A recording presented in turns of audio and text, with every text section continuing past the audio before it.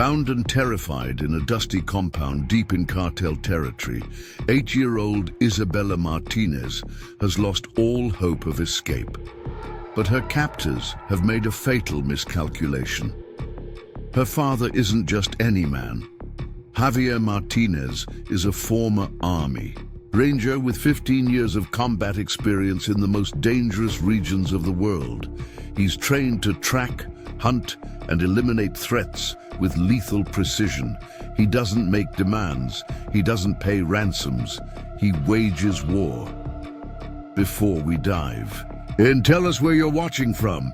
If you enjoy real-life stories of justice and courage, hit subscribe for more compelling content. Now let's begin. Isabella Martinez was an ordinary third grader at Sunridge Elementary in the small border town of Santa Elena, Texas. At 8 years old, her days were filled with multiplication tables, recess games, and art projects that covered the refrigerator door at home. With bright eyes that sparkled when she laughed, and long dark hair that she insisted on braiding herself, though the results were often charmingly lopsided, Isabella was the center of her father's world. Santa Elena sat less than 5 miles from the Mexican border, a community where Spanish and English blended together as naturally as the dust and desert heat. The town had once been sleepy and unremarkable, but the rising influence of the Sinaloa Norte cartel across the border had cast a growing shadow over daily life. Most residents had learned to look the other way, to pretend not to notice certain vehicles that passed through town late at night, or strangers who conducted business in hushed tones outside the local grocery store. Javier Martinez was not most residents. After 15 years as an Army Ranger, including 6 combat deployments spanning Afghanistan, Iraq, and classified operations across North Africa, he had returned to his hometown with a finely tuned sense for danger. The death of Isabella's mother, Maria, from cancer 3 years earlier, had left father and daughter to rebuild their lives together, forming a bond that transcended ordinary parent-child relationships. They were a team, survivors together, with their own rituals and inside jokes that helped heal the wound left by Maria's absence. Now working as a security consultant, Javier balanced remote assignments with being present for his daughter. He coached her soccer team on weekends, never missed a parent-teacher conference, and maintained a vigilant eye on the changing dynamics of their border town. His military training had left him with an instinctive awareness of threats that most civilians never developed. The ability to scan a room and identify potential dangers, to note unusual patterns in regular activities, to sense when something wasn't right. Watchfulness isn't paranoia, Bella, he would tell his daughter during their evening walks around the neighborhood, a habit they'd maintained since returning to Santa Elena. It's preparation. Isabella would nod solemnly, mimicking her father's observant gaze as they passed the same houses and shops each evening. She didn't fully understand the dangers her father perceived, but she absorbed his lessons like a sponge. They made a game of it sometimes. Isabella would point out something new or different along their route, and Javier would reward her growing observational skills with extra dessert or an extended bedtime story. Their modest single-story house sat on the eastern edge of town, with a clear view of the desert stretching toward the border. Javier had chosen it specifically for its defensible position. Minimal blind spots, clear sight lines to the surrounding area, and multiple exit points. Old habits from his ranger days had never faded, though he tried to give Isabella the normal childhood she deserved. The morning that changed everything began like any other. Isabella carefully packed her lunch, a ritual she insisted on handling herself since turning 8, while Javier prepared breakfast. Toast with honey for Isabella, black coffee and protein for himself. Their morning routine moved with military precision, a source of gentle teasing from Isabella. "Daddy, you're doing the thing again," she said, mimicking his stance as he unconsciously stood at parade rest while waiting for the toaster. Javier laughed, deliberately slouching into an exaggerated casual pose that made Isabella giggle. "Better, Sergeant?"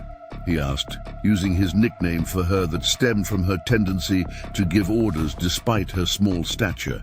"Much better, soldier," she replied, with a salute that she'd perfected over years of practice.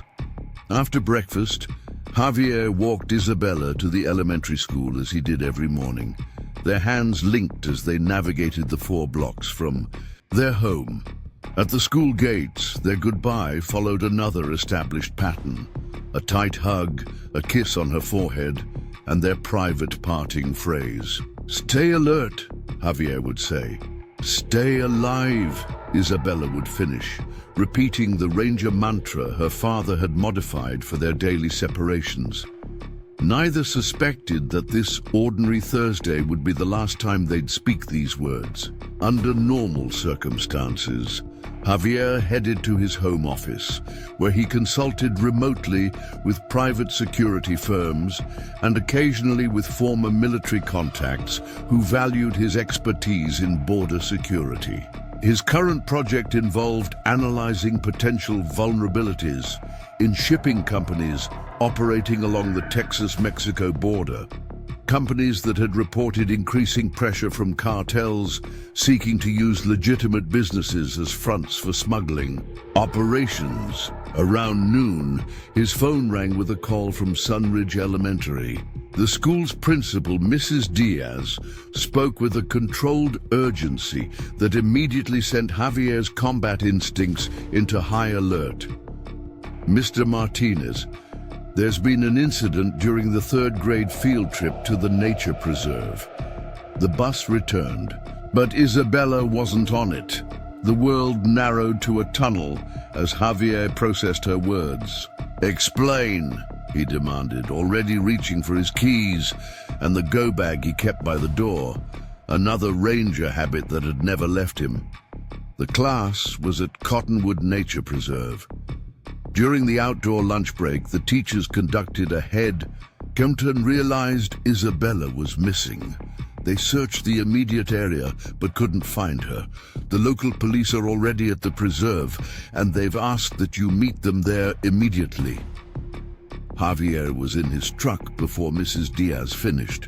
Speaking, driving toward the nature preserve located 15 miles outside town. His mind raced through scenarios, each worse than the last, but his ranger training helped him compartmentalize the panic, transforming fear into focused action. At the preserve, a cluster of police vehicles surrounded the picnic area where the children had eaten lunch. Officer Ramon Torres, whom Javier recognized from community meetings, approached as he parked. "We've got officers searching the trails and the rangers have closed the preserve to other visitors," Torres explained, leading Javier to the site. "The teacher says Isabella went to use the restroom around 11:30. When she didn't return after 10 minutes, they sent another student to check on her, but the restroom was empty." Javier surveyed the scene with practiced efficiency. The restroom building stood approximately 50 yards from the picnic area, with a partially obscured path between them. A perfect spot for an abduction, close enough to the group to access a target, far enough for privacy during extraction. "Show me the restroom," Javier demanded. Inside the small building, nothing immediately suggested a struggle. But Javier's trained eye caught what the officers had missed: scuff marks on the concrete floor indicating someone had been dragged, and a tiny pink bead from the bracelet Isabella had been wearing that morning, lodged in the corner where the wall met the floor. He picked up the bead, a cold certainty settling in his stomach. She was taken, he stated flatly. Not lost, not wandered off. Taken. Officer Torres looked skeptical. Mr. Martinez, we don't have evidence yet to... I'm not asking for your opinion. Javier cut him off, voice deadly calm. This preserve backs up to ranch land that stretches to the border. Check the service road that runs behind this building. You'll find tire tracks, probably from a vehicle that doesn't belong to the park staff. Something in Javier's tone, the absolute certainty, the command presence that had guided men through combat zones, convinced Torres to follow his suggestion. 20 minutes later, they discovered exactly what Javier had predicted. Fresh tire tracks on a rarely used maintenance road hidden from the main parking area. As the police called in forensic teams and expanded their search, Javier stood apart, his mind already running miles ahead of the official response. When his phone vibrated with an unknown number, he answered immediately. "We have your daughter," a heavily accented voice stated without preamble. "If you want to see her alive again, you will deliver the contents of shipment 423 to the location we specify. You have 48 hours. The call ended before Javier could respond, but he hadn't needed to speak. The brief call had told him everything he needed to know. This wasn't a random kidnapping. This was targeted. And the reference to shipment 423 confirmed his worst fears. His security consulting work had intersected with cartel operations, and now Isabella was paying the price. Officer Torres approached, noting Javier's expression. "What is it?" "Nothing," Javier replied automatically, the instinct to operate alone already taking over. Torres was a good cop, but local police weren't equipped to handle what was coming. This was cartel work, Sinaloa Norte, based on the caller's accent, and the brazenness of taking a child in broad daylight. "The FBI will be here within the hour," Torres offered, mistaking Javier's silence for shock. "Child abductions trigger immediate federal response." Javier nodded absently, already formulating his own response plan. The FBI would follow protocols, make demands, attempt negotiations. They would waste precious time while Isabella was driven deeper into cartel territory across the border. By the time they organized an international operation, it would be too late. "I need to get some things from home," Javier said, moving toward his truck. "Call me the moment you find anything else." Torres began to object, but Javier was already gone, driving not toward his house, but to a storage facility on the outskirts of town. He punched in the access code and drove to Unit 17, a nondescript metal container that held equipment he'd hoped never to use again. Inside, past the ordinary storage boxes visible from the entrance, a false wall concealed a cache that would have raised serious questions from law enforcement. Tactical gear, specialized weapons, communications equipment, and survival supplies. The tools of his former trade, maintained out of habit and a soldier's eternal preparedness for worst-case scenarios. As he methodically loaded the equipment into his truck, Javier's phone rang again, Officer Torres with an update. Police had found a witness, a maintenance worker who had seen a black SUV with Mexican plates leaving the service road around the time Isabella disappeared. The FBI was now officially classifying the case as a cross-border abduction. Likely, cartel-related. They're setting up a command center at the station, Torres explained. They want you there for questioning about any cases you've worked that might have made you a target. "I'll be there soon," Javier lied, knowing he would be, doing no such thing. The official response would move too slowly, bound by jurisdictions, regulations, and diplomatic considerations. Isabella didn't have time for that. Instead, he drove to his house and made one call, to a number he hadn't dialed in years. "Mason," a gruff voice answered on the third ring. "It's Martinez. They took my daughter, Sinaloa Norte. I'm going in." A pause, then, "Jesus, Javi. When?" "Today. Nature Preserve near Santa Elena. They mentioned shipment 423. Another pause, longer this time. "That's the Ortega operation. Deep surveillance on cartel supply routes. How the hell did they connect you to that?" "Doesn't matter now," Javier replied, checking weapons with practiced efficiency as he spoke. "What matters is they have Isabella, and they think I have something they want. You can't go in alone, man. That's suicide, even for you." "I'm not asking for permission, Mason. I'm asking for intel. Last known locations for Sinaloa Norte leadership compounds, safe houses within 50 miles of the border." The line went silent, except for the sound of typing. Finally, Mason spoke again. "Sending encrypted file now. But Javi, listen to me. Wait for backup. I can have a team on the ground in 12 hours. "Isabella doesn't have 12 hours, Javier replied, ending the call as his laptop chimed with the incoming file. Night was falling as he finished his preparations.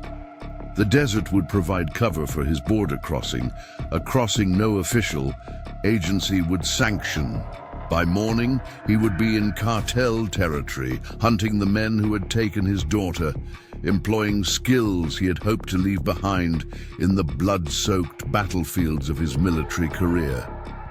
They had taken his child, believing they were dealing with an ordinary father who would crumble under their demands. They didn't know they had awakened a warrior who had specialized in exactly the kind of asymmetric warfare he was about to bring to their doorstep. As darkness settled over Santa Elena, Javier Martinez vanished into the desert, a shadow moving south, carrying with him the focused rage and lethal capability of a father who would tear down the world to bring his daughter home. Isabella Martinez loved the early mornings at Sunridge Elementary.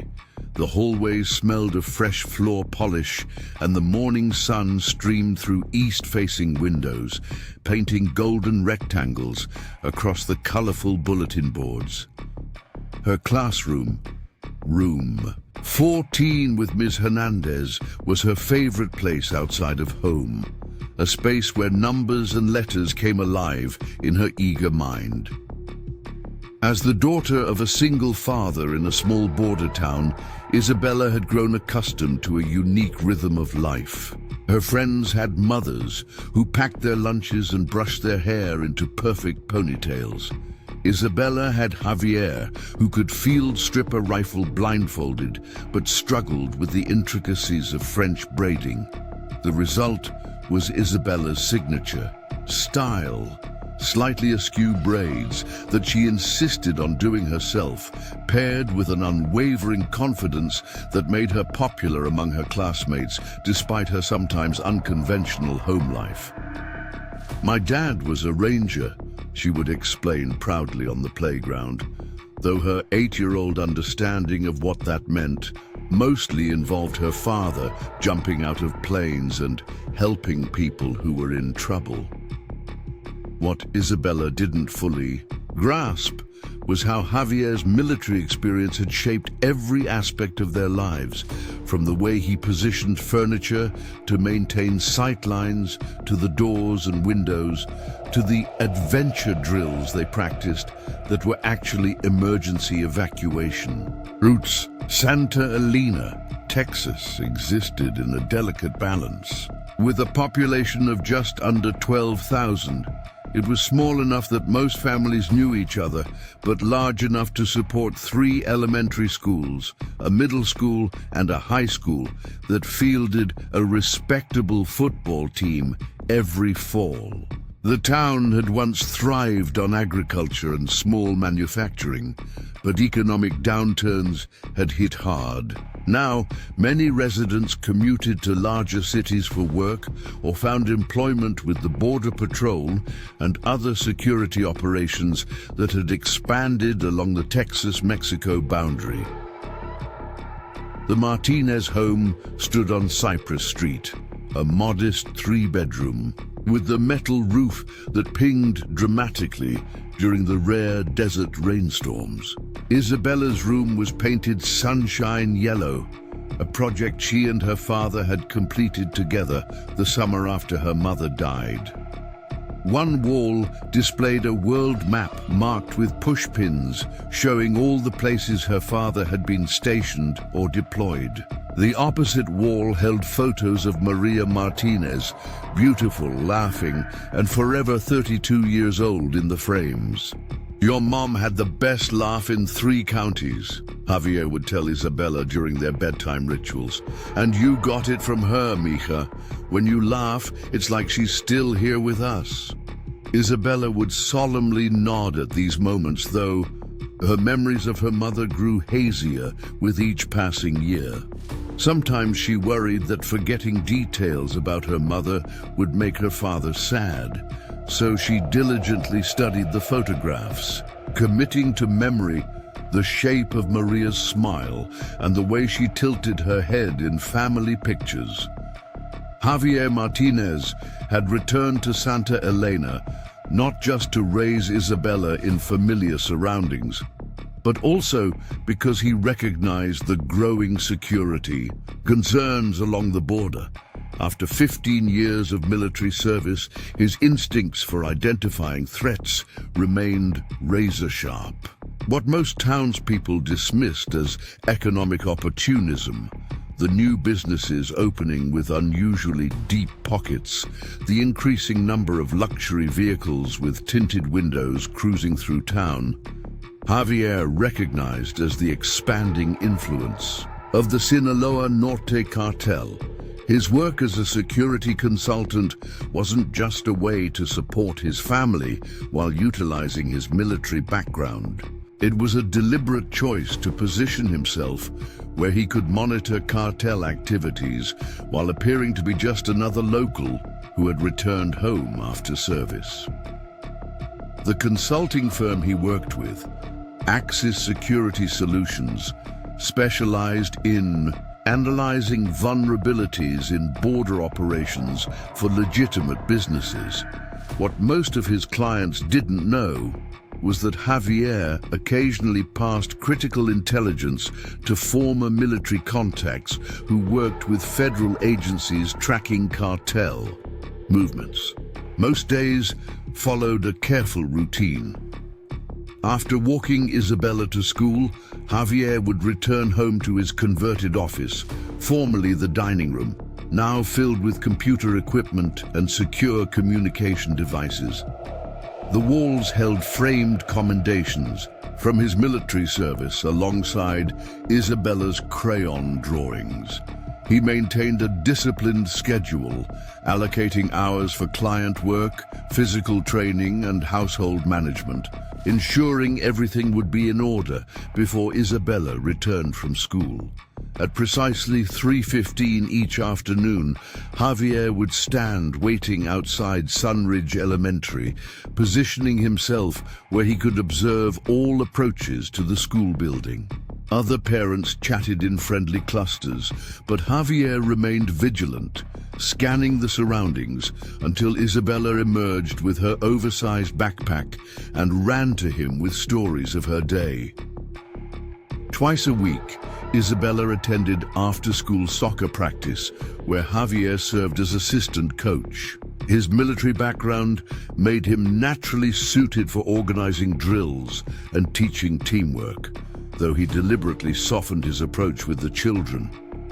The other parents appreciated his dedication, not realizing that coaching also allowed him to assess which families had connections to the border's shadowy economy, information cataloged mentally for potential future relevance. Soccer, is like a battlefield without bullets, he once explained to the team of 8 and 9-year-olds. You need to know where your teammates are, where the opposition is weakest, and always have an exit strategy when you're cornered. The children nodded enthusiastically, unaware they were receiving watered-down tactical training from a man who had led special operations in some of the world's most dangerous regions. The Martinez kitchen served as the heart of their home, a space where Isabella did homework at the island counter while Javier prepared dinner, often simple but nutritious meals he'd learned to cook after Maria's death. They ate together every evening, with Isabella recounting school events while Javier listened intently, treating her 8-year-old concerns with the same seriousness he once gave mission briefings. Daddy, Emma says her mom won't let her come to our house because you have guns, Isabella said one evening, pushing peas around her plate with a fork. Javier set down his water glass carefully. Some people don't understand that properly secured firearms are tools, Mija. Like any tool, they can be dangerous if misused. I told her you keep them locked up and that you teach me the safety rules. That's right, Javier nodded, proud of her recall. What's rule number 1? Every gun is always loaded, even when it isn't, Isabella recited confidently. Javier smiled. Exactly. Some parents have different rules in their homes, and we respect that. But in our home, we respect tools, and we learn to use them properly.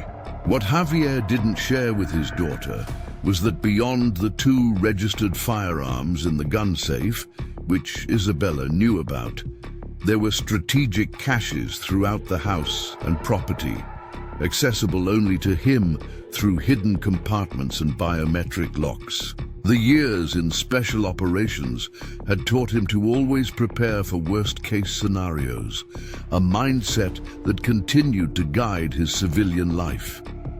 Weekends often found the Martinez family exploring the desert landscapes surrounding Santa Elena. Javier taught Isabella how to identify edible plants, follow animal tracks, and navigate using the sun and stars, skills disguised as nature appreciation but rooted in survival training. These outings reinforced their bond while quietly building Isabella's resilience and self-sufficiency, qualities Javier hoped she would never need but insisted she develop. The desert looks empty to most people, Javier would explain as they hiked across the rugged terrain, but it's full of life if you know how to see it. He would point out the nearly invisible movements of lizards camouflaged against rocks, the subtle signs of water beneath seemingly barren ground, the tracks that told stories of what had passed before them.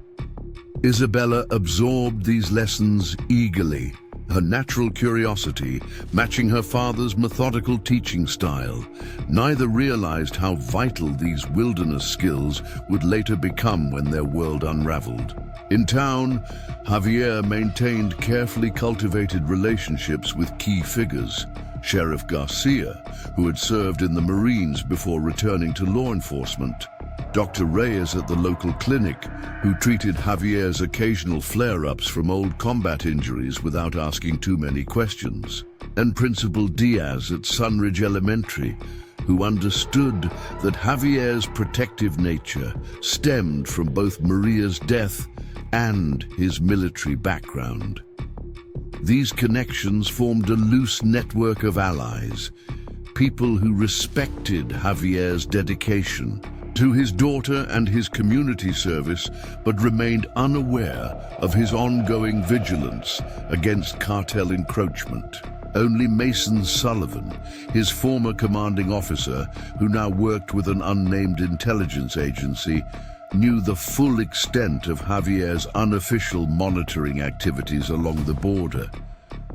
Their monthly phone calls were disguised as casual check-ins between veterans, but actually served as intelligence exchanges. Mason provided broader context about cartel movements across the Southwest, while Javier offered ground-level observations from Santa Elena. Unusual property purchases, new faces, in positions of influence, unexplained wealth appearing in previously struggling businesses. They're moving into legitimate enterprises faster than we anticipated, Javier reported during their last conversation 3 weeks before Isabella's kidnapping. The old Gaza warehouse changed hands again, third time in 2 years. New owners are renovating with cash, no loans on record. Pattern fits what we're seeing in other border communities, Mason had replied. Sinaloa Norte is diversifying, creating buffer businesses to launder proceeds and establish presence. They're playing a long game. Neither man discussed what they both understood, that cartel infiltration meant increased violence would inevitably follow. Carefully concealed at first, but gradually more brazen as their control solidified. For Javier, this knowledge only intensified his determination to create a safe haven for Isabella, while maintaining his unobtrusive monitoring activities. The evening before the field trip to Cottonwood Nature Preserve, father and daughter followed. Their usual routine, dinner, homework, and finally, their special bedtime ritual. Isabella selected a book from her shelf. This time, a story about a girl who discovers she has magical abilities, and climbed into bed, while Javier settled into the chair beside her. "One chapter or two?" he asked, though they both knew he would read until she fell asleep, regardless of chapter breaks. "Two, please," Isabella replied, snuggling deeper under her colorful quilt, a gift from Maria's mother before she too had passed away. Javier read steadily, his deep voice bringing the characters to life. When Isabella's eyelids grew heavy, he closed the book and performed the security check they'd established years earlier, a routine that comforted them both. "Windows?" he asked softly. "Locked," Isabella murmured sleepily. "Doors?" "Checked and secured. And if something feels wrong, trust my instincts and find you immediately." He kissed her forehead gently. "That's my girl. Sleep tight, Mija. I love you more than all the stars in the sky. Love you more than all the sand in the desert," she responded with their customary phrase, already drifting towards sleep. Javier stood watching her for a moment, struck as he often was by how perfectly she embodied the best parts of both himself and Maria. His determination, Maria's compassion, his observant nature, her joyful spirit. Then he quietly left the room, continuing his nightly security routine throughout the house, checking locks, testing alarm systems, and making a final perimeter survey of the property before allowing himself to rest. That night, like most nights, he slept lightly, waking at the smallest sounds, his body never fully shedding the vigilance ingrained through years of combat deployments. What differentiated this night was simply that it was the last of its kind, the final evening of normal routines before Isabella's abduction would transform their carefully constructed world into a landscape of terror and vengeance. Had Javier known what awaited them the next day, he might have held Isabella longer, memorized her peaceful sleeping face more carefully, or perhaps bundled her into the truck in the middle of the night to flee the danger closing in around Santa Elena. Instead, he performed his usual security checks and finally settled into his own bed, unaware that in less than 24 hours, he would be crossing the border unauthorized, armed, and determined to wage war against one of Mexico's most dangerous criminal organizations to bring his daughter home. 3 weeks before Isabella's abduction, Javier Martinez noticed the first unsettling changes in Santa Elena's rhythm. A black Escalade with Chihuahua plates began appearing outside Doña Rosa's cantina, a modest establishment that had served the same mediocre enchiladas for 20 years. The vehicle's occupants, 3 men in pressed shirts and expensive watches, stood out in a town where most residents drove dust-covered pickup trucks and dressed for practicality rather than show. Javier observed them while picking up takeout for his and Isabella's Friday movie night, making mental notes of their mannerisms and the deference the cantina owner suddenly showed them. He recognized the silent language of intimidation and compliance. When one man placed his hand on Doña Rosa's shoulder while speaking, Javier noticed her forced smile and the tension in her shoulders. Later that evening, as Isabella arranged their movie selection with methodical care, Javier made a coded entry in an encrypted file labeled Local Business Patterns, a seemingly innocent market analysis that actually documented suspected cartel movements in Santa Elena. Axis Security Solutions encouraged such local observations, though they didn't realize the true extent of his monitoring.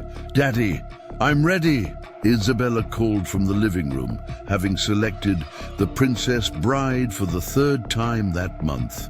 Javier closed his laptop and joined her, pushing his concerns aside for the moment. "Again, mija? Don't you have the whole movie memorized?" "By now, that's why I like it," she replied with 8-year-old logic. "I know what's going to happen, but it's still exciting every time." The following Monday, Javier noticed another anomaly while dropping Isabella at school. A new security guard stood at the elementary school entrance, not unusual in itself, as staff turnover happened occasionally. What caught Javier's attention was the man's stance.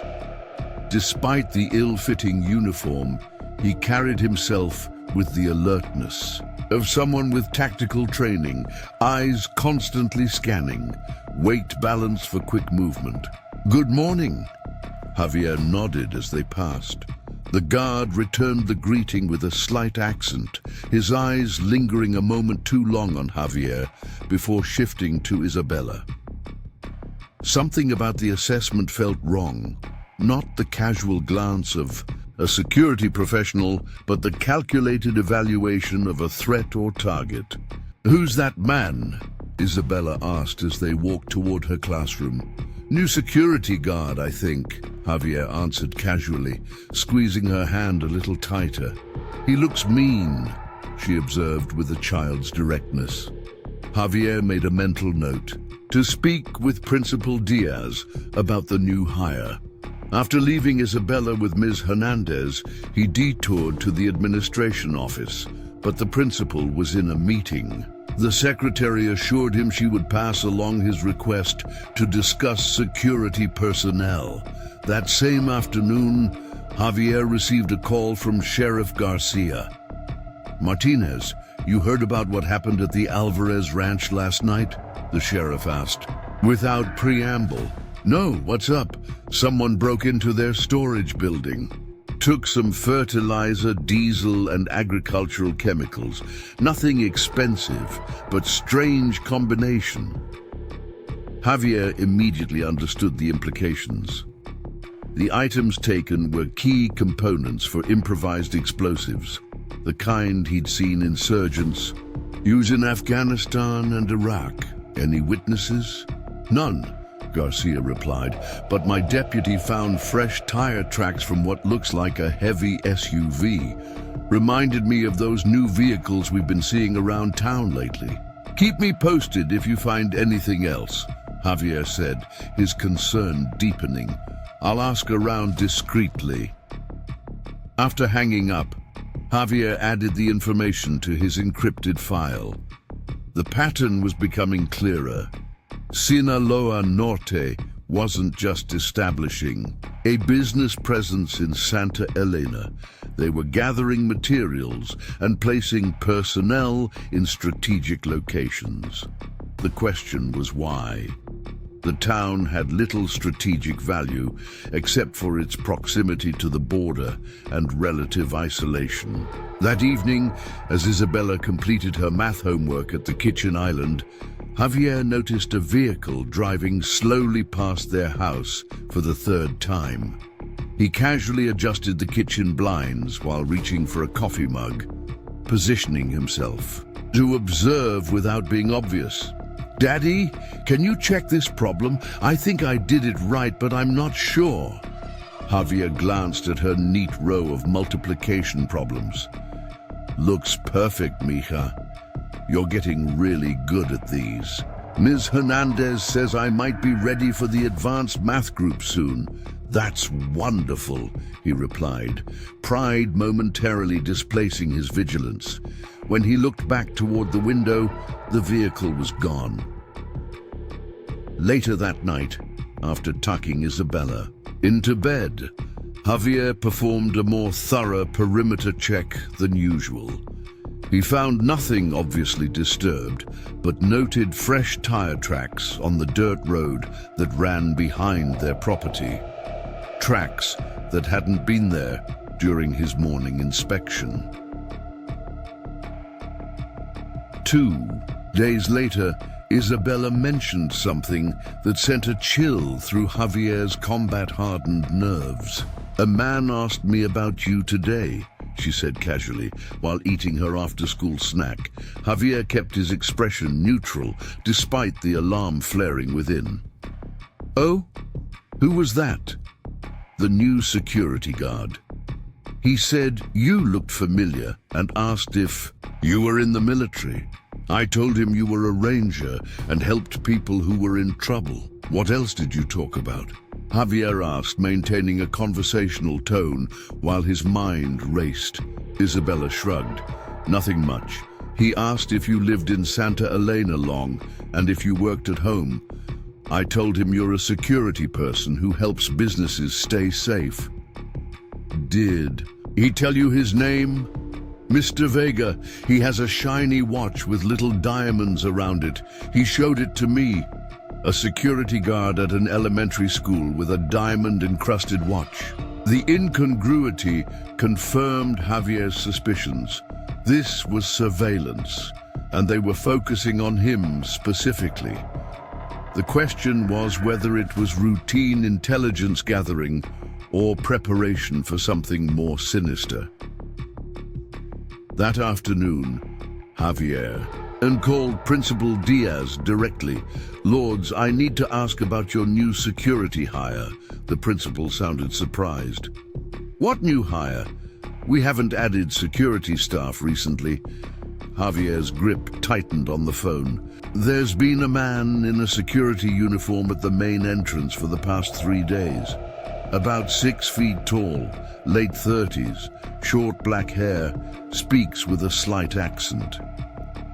"Javier, I don't know who you're describing. Our only security guard is Mr. Delgado, who's been with us for 3 years. He's shorter, heavyset, and in his 50s. Call the police," Javier said urgently. "There's an unauthorized man on school grounds posing as security. I'm heading over now." By the time Javier arrived at Sunridge Elementary, Sheriff Garcia was already there, but the imposter was gone.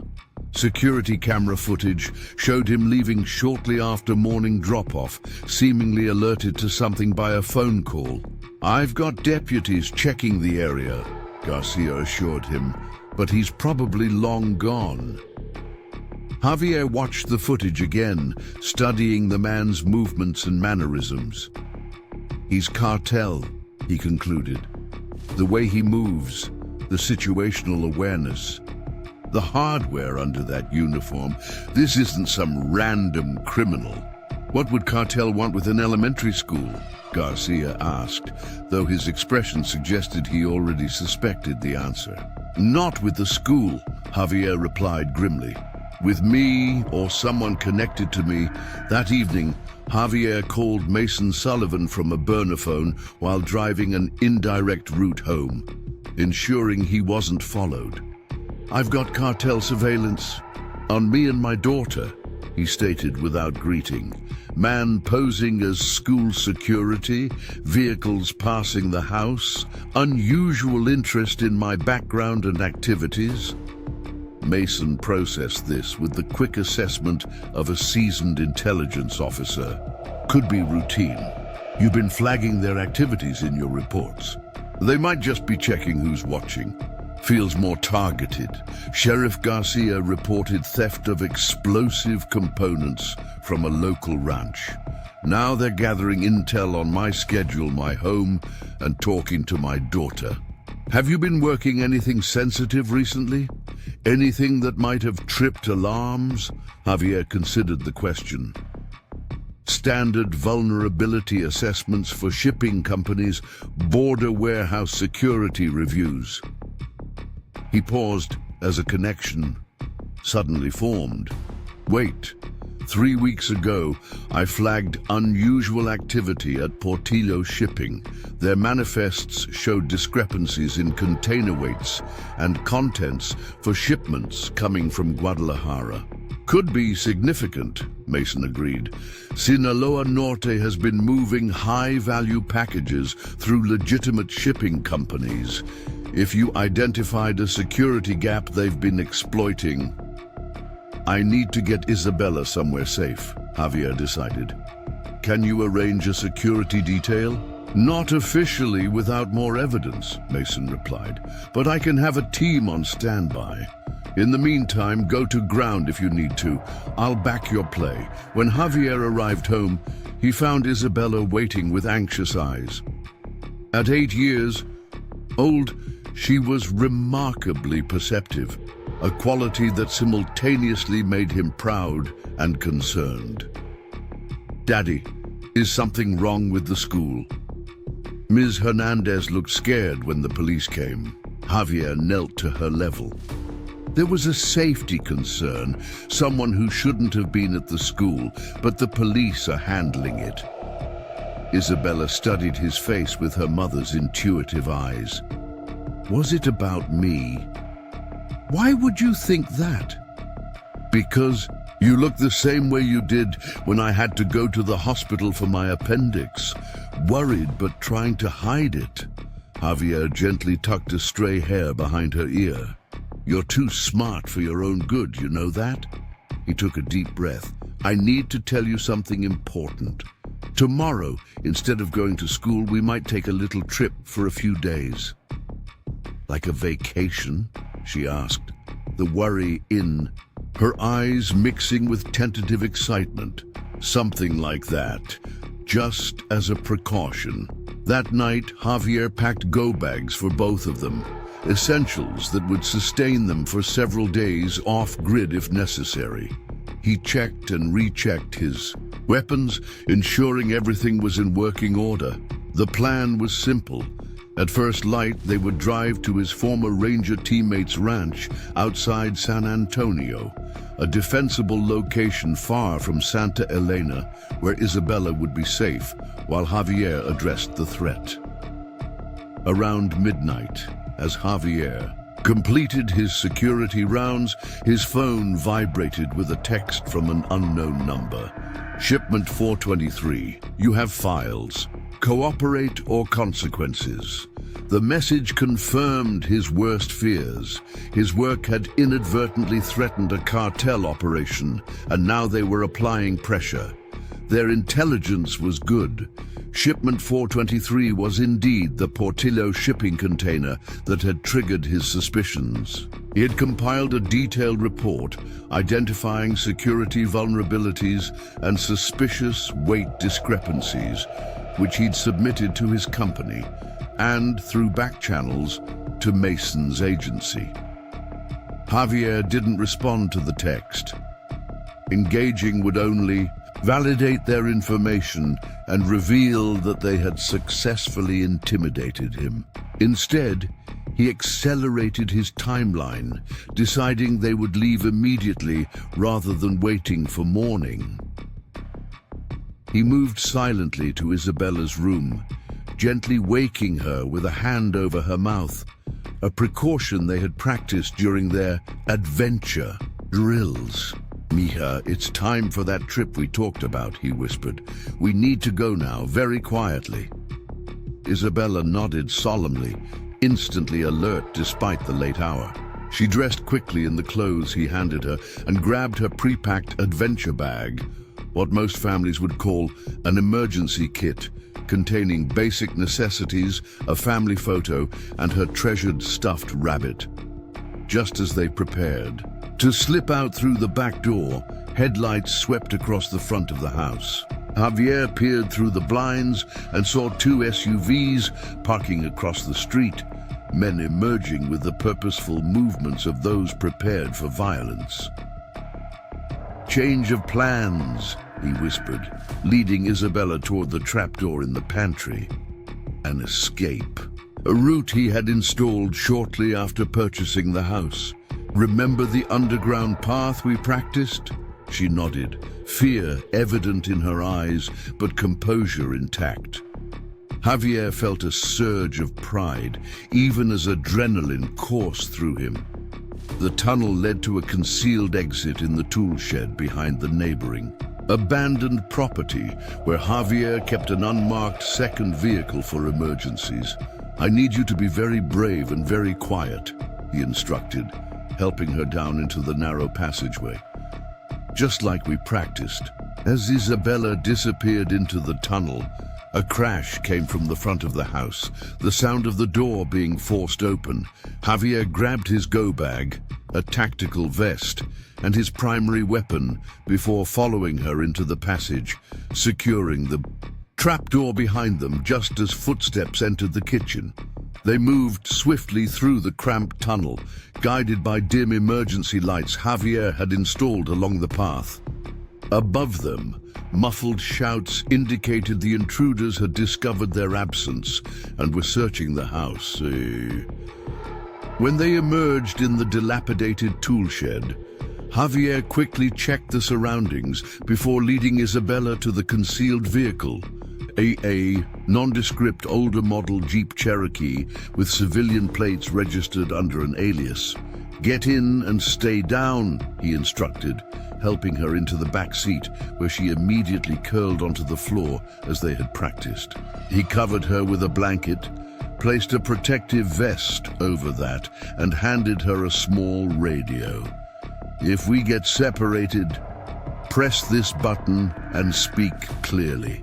Someone will come for you." As Javier started the engine and carefully navigated away from the property using only parking lights, the radio on his tactical vest crackled with urgent Spanish, cartel members discovering the tunnel and alerting others to expand the search. They drove in tense silence, taking back roads toward the highway that would lead them to San Antonio.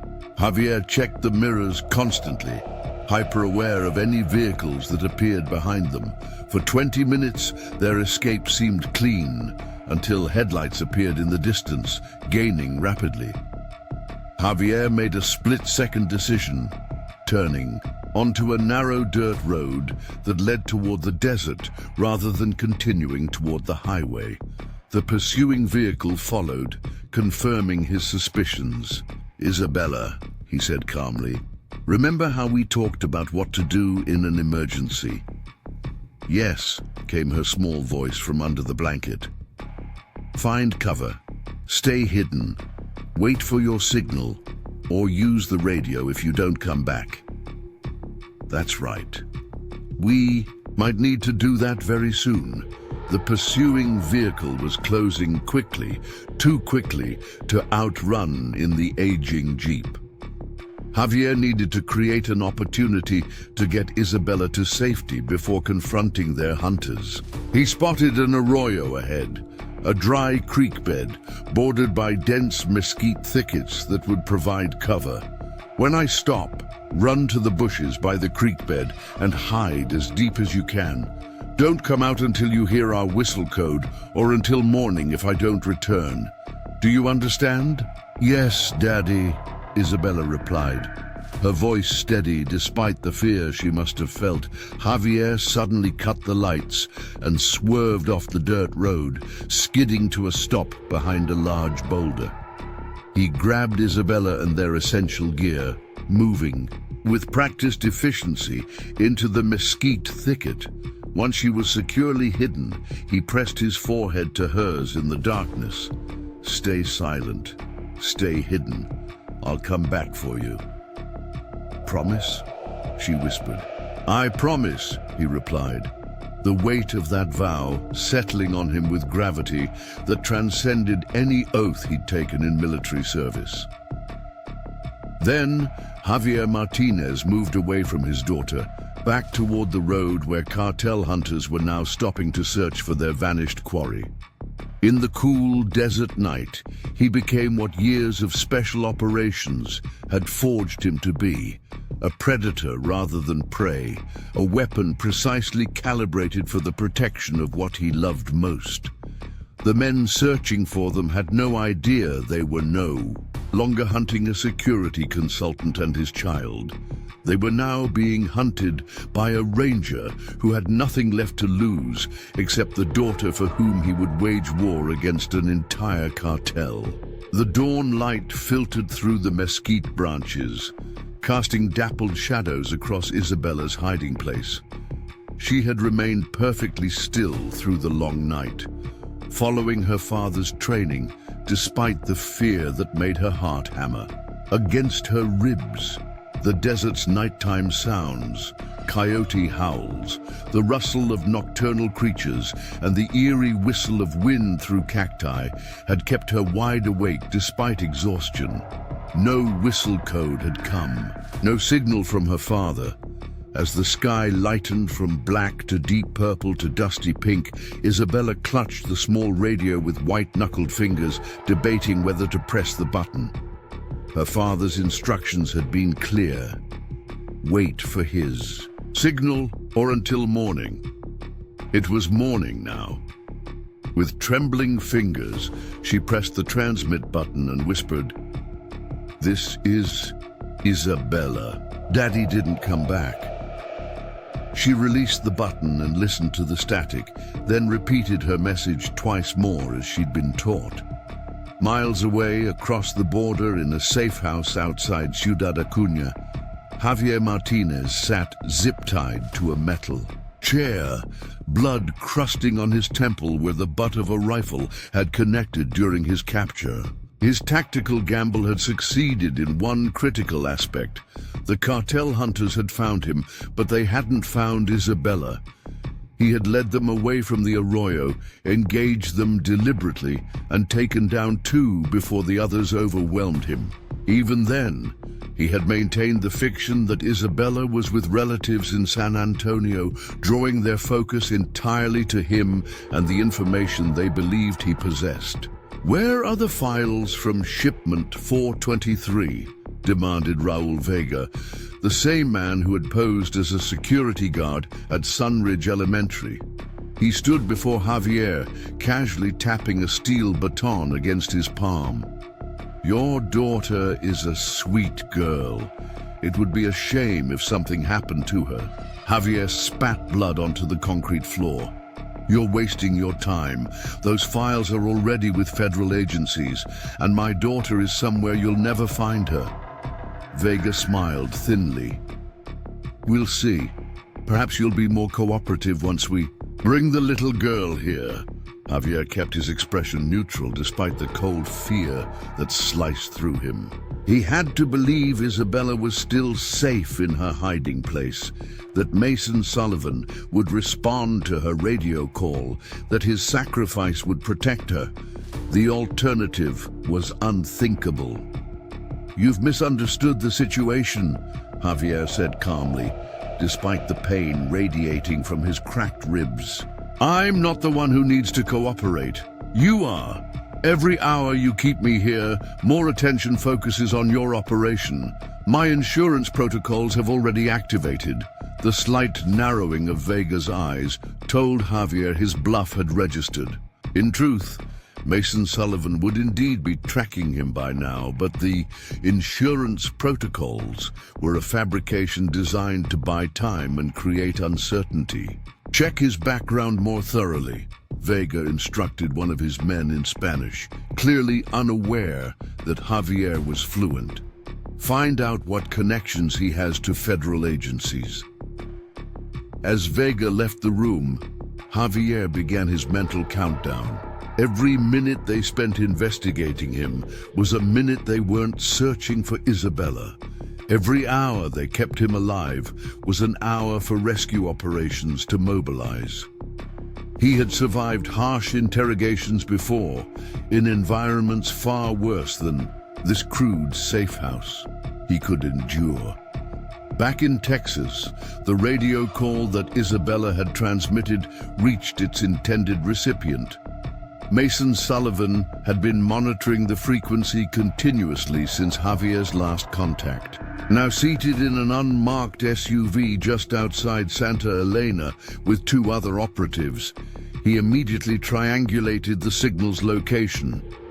"We've got her," he informed his team, relief evident in his normally stoic demeanor. Approximately 7 miles. Southeast of town, likely in that arroyo system near Coyote Ridge. Within minutes they were moving, dust billowing behind their vehicle as they raced toward Isabella's coordinates. Mason had arrived in Santa Elena shortly after losing contact with Javier, operating unofficially, but with the quiet support of specific elements within his agency. The circumstances: a former elite operator potentially compromised while informally supporting intelligence operations, created a gray area that Mason exploited ruthlessly to protect his former teammate and his daughter. When they reached the arroyo, Mason spotted the signs immediately. The faint tire tracks leading off-road, the disturbed gravel where a vehicle had stopped suddenly. He approached on foot, his companions providing perimeter security as he scanned for any indication of Isabella's hiding place. "Isabella," he called softly, "my name is Mason. I'm a friend of your dad's from the Rangers. If you can hear me, give me a sign." For several long moments, silence answered him. Then, almost imperceptibly, a small branch moved in a thicket where no wind was blowing. Mason approached slowly, hands visible, his posture deliberately non-threatening. "Your dad sent me," he added. "I'm here to help." A tiny voice responded from within the brush. "What's the password?" Mason smiled despite the tension. "Leave it to Javier to have established authentication protocols with his 8-year-old daughter. "Inigo Montoya," he replied, recalling Javier's mention of Isabella's favorite movie. Slowly, a small figure emerged from the dense mesquite, streaked with dust and clutching a stuffed rabbit in one hand and the radio in the other. Her braids were disheveled, her clothes smudged with desert soil, but her eyes were clear and focused, Javier's eyes, assessing the situation with remarkable composure for a child her age. "Where's my dad?" she asked immediately. Mason knelt to her level. "That's what we're going to find out, but first, we need to get you somewhere safe." As they drove back toward town, Isabella recounted everything she could remember, the warning signs her father had noticed, their escape through the tunnel, the pursuit, and finally, how Javier had hidden her before leading the hunters away. Mason listened intently, piecing together the sequence of events while his team communicated with contacts at various agencies. "The men who came to our house spoke Spanish with each other," Isabella added, "and one of them had a tattoo on his neck like a scorpion. Mason exchanged glances with his colleague, recognition flashing between them. The Scorpion was a known identifier of a specific Sinaloa Norte enforcement cell, one led by Raul Vega. At the sheriff's office in Santa Elena, an impromptu command center had been established. Sheriff Garcia, initially reluctant to believe the scale of the situation, had changed his assessment after finding Javier's home ransacked and blood spatter in the driveway of the neighboring property. FBI agents had arrived from the field office in San Antonio. Technicians were analyzing Javier's encrypted files, which had been recovered from his hidden safe, and a BORTAC team, Border Patrol Tactical Unit, was standing by for potential cross-border operations. When Mason arrived with Isabella, the atmosphere in the room shifted. For many of the assembled law enforcement personnel, the sight of the small girl clutching her stuffed rabbit transformed the operation from an abstract border security issue to something viscerally personal. Agent Claire Donnelly, the FBI lead, approached immediately. "Isabella, I'm Claire.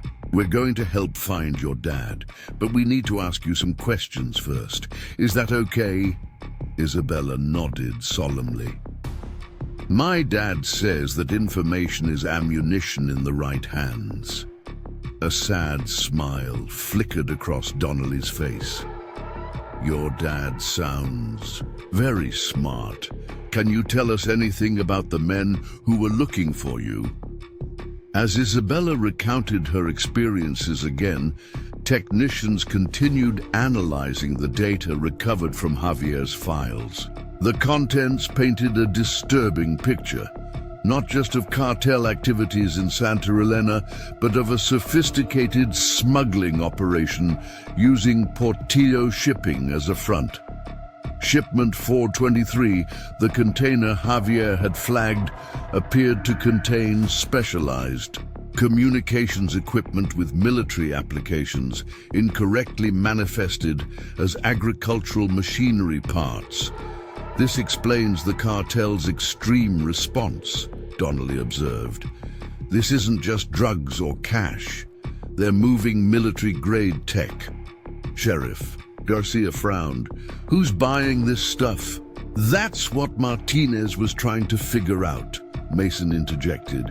His notes indicate he suspected a connection between Sinaloa Norte and a private military contractor called Meridian Defense. The revelation sent ripples through the command center. Meridian Defense was a well-connected firm with government contracts throughout Latin America, ostensibly providing security services for corporate interests. If they were sourcing military technology through cartel channels, the implications were explosive. "We need to locate Martinez immediately," Donnelly decided. "If Vega has him, he's probably across the border by now." Mason nodded grimly. "Based on Isabella's timeline and what we found at the Arroyo, I'd say he's been in captivity for approximately 12 hours. Given standard cartel procedures, they'll keep him alive while they verify his claims and search for the information. He supposedly has." "How long does he have?" Sheriff Garcia asked bluntly. 24 hours, maybe 36 if they believe he has valuable intelligence," Mason replied, careful to speak clinically despite Isabella's presence nearby, now being attended to by a female deputy who had brought her food and clean clothes. "We can't officially operate across the border," Donnelly reminded everyone. "We'll need to coordinate with Mexican authorities." Mason's expression hardened. "That process will take days, not hours, and we have a significant counterintelligence problem. Sinaloa Norte has infiltrated multiple agencies on both sides of the border. The resulting debate split the room, follow protocols and official channels, or pursue a more direct approach that skirted legal boundaries but might save Javier's life. Throughout the discussion, Mason remained acutely aware of Isabella, who, despite the deputy's attempts to distract her, was clearly absorbing every word. Finally, Donnelly reached a decision. We'll proceed on parallel tracks. Official channels will be activated, but simultaneously we'll prepare contingency options. Sullivan, I understand you have certain capabilities that might be useful. Mason nodded once, acknowledging the careful phrasing that gave him operational leeway without explicitly sanctioning extra-legal activities. I need access to satellite surveillance of known Sinaloa Norte properties near Ciudad Acuña and any signal intelligence from the past 12 hours. Done, Donnelly agreed. Garcia, your department maintains the cover story that this is about a missing persons case. No mention of cartel involvement to the press. As the various agencies coordinated their responses, Isabella approached Mason, her small face set with determination that reminded him painfully of Javier. "You're going to find my dad, aren't you?" she asked, her voice barely above a whisper. Mason knelt to meet her eyes. "Yes. The bad men think I'm with relatives in San Antonio," she said. "Dad told them that to protect me. I heard him before I ran to hide." Mason nodded, impressed by her awareness. That was very smart of him. Isabella clutched her rabbit tighter. "He's very smart about lots of things. He taught me that when you're lost, you should find water and follow it downstream because it leads to people eventually." Something clicked in Mason's mind, a connection forming between Isabella's seemingly innocent comment and what they knew about Sinaloa Norte's operations. "Isabella, did your dad ever talk about water when he mentioned his work? Maybe something about Portillo shipping?" She nodded slowly. "He said something about dry ports not being very dry at all. It was a joke, I think." Mason straightened immediately and returned to the map spread across the command center table. "We've been focusing on the wrong locations," he announced. Martinez's notes mentioned discrepancies in water consumption at Portillo's facility.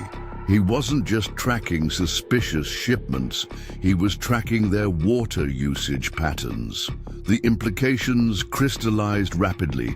Excessive water consumption could indicate many things, including chemical processing operations. If Sinaloa Norte was using Portillo shipping not just to move equipment, but to modify it for specific buyers, the water usage would create a detectable pattern. "Pull up utility records for all Portillo properties within 50 miles of the border," Donnelly instructed the technical team. "Cross-reference with known Sinaloa Norte safe houses." Within an hour, they had narrowed potential locations where Javier might be held to 3 sites. Satellite imagery confirmed unusual activity at one location in particular, a supposedly defunct processing facility outside Ciudad Acuña that showed vehicle movement and significant heat signatures despite being officially non-operational.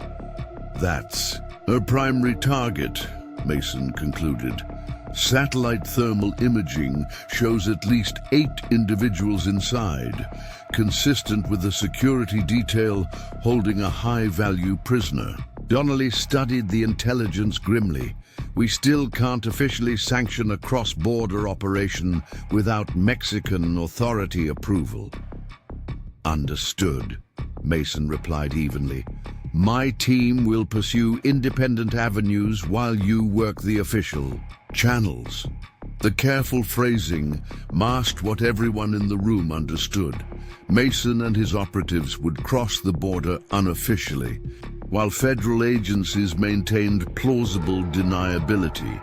As preparations accelerated, Mason took a moment to check on Isabella, now resting on a cot in Sheriff Garcia's office, clutching her rabbit and a photo of her father that a deputy had retrieved from the Martinez home.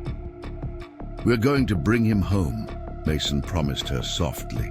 Isabella looked up at him with eyes too old for her young face. "I know," she said simply, "and then we'll make the bad men sorry they ever heard our name." The certainty in her voice sent a chill through Mason, the echo of her father's determination in the voice of a child. In that moment, he understood with perfect clarity why Javier Martinez was willing to sacrifice everything to protect her, and why Sinaloa Norte had made a fatal error in targeting this particular family. As night fell once again, Mason and his team slipped away from Santa Elena, moving toward the border with the specialized equipment and tactical gear necessary for the unsanctioned rescue operation. Behind them, the official investigation continued through proper channels, creating the diversion they needed for a covert insertion into Mexican territory. For Javier Martinez, hanging by his wrists in the safe house basement after hours of questioning, time was running out. His captor's patience was wearing thin as their inquiries confirmed his military background and connections to intelligence agencies. The pretense that he was merely a security consultant had crumbled, elevating him from nuisance to significant threat in their eyes. "Your value is diminishing by the hour, Ranger," Vega informed him coldly. "Perhaps we should investigate what your daughter knows about your activities." Javier raised his head, blood dripping from a fresh cut above his eye. "You won't find her," he said with absolute conviction. "And if you somehow did, you would regret it more than anything you've ever done." Vega laughed dismissively. "Big words from a man in your position." "Not a threat," Javier replied, his voice steady despite his injuries.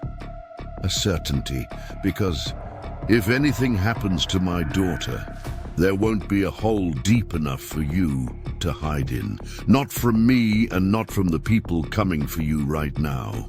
A flicker of uncertainty crossed Vega's face before he masked it with contempt.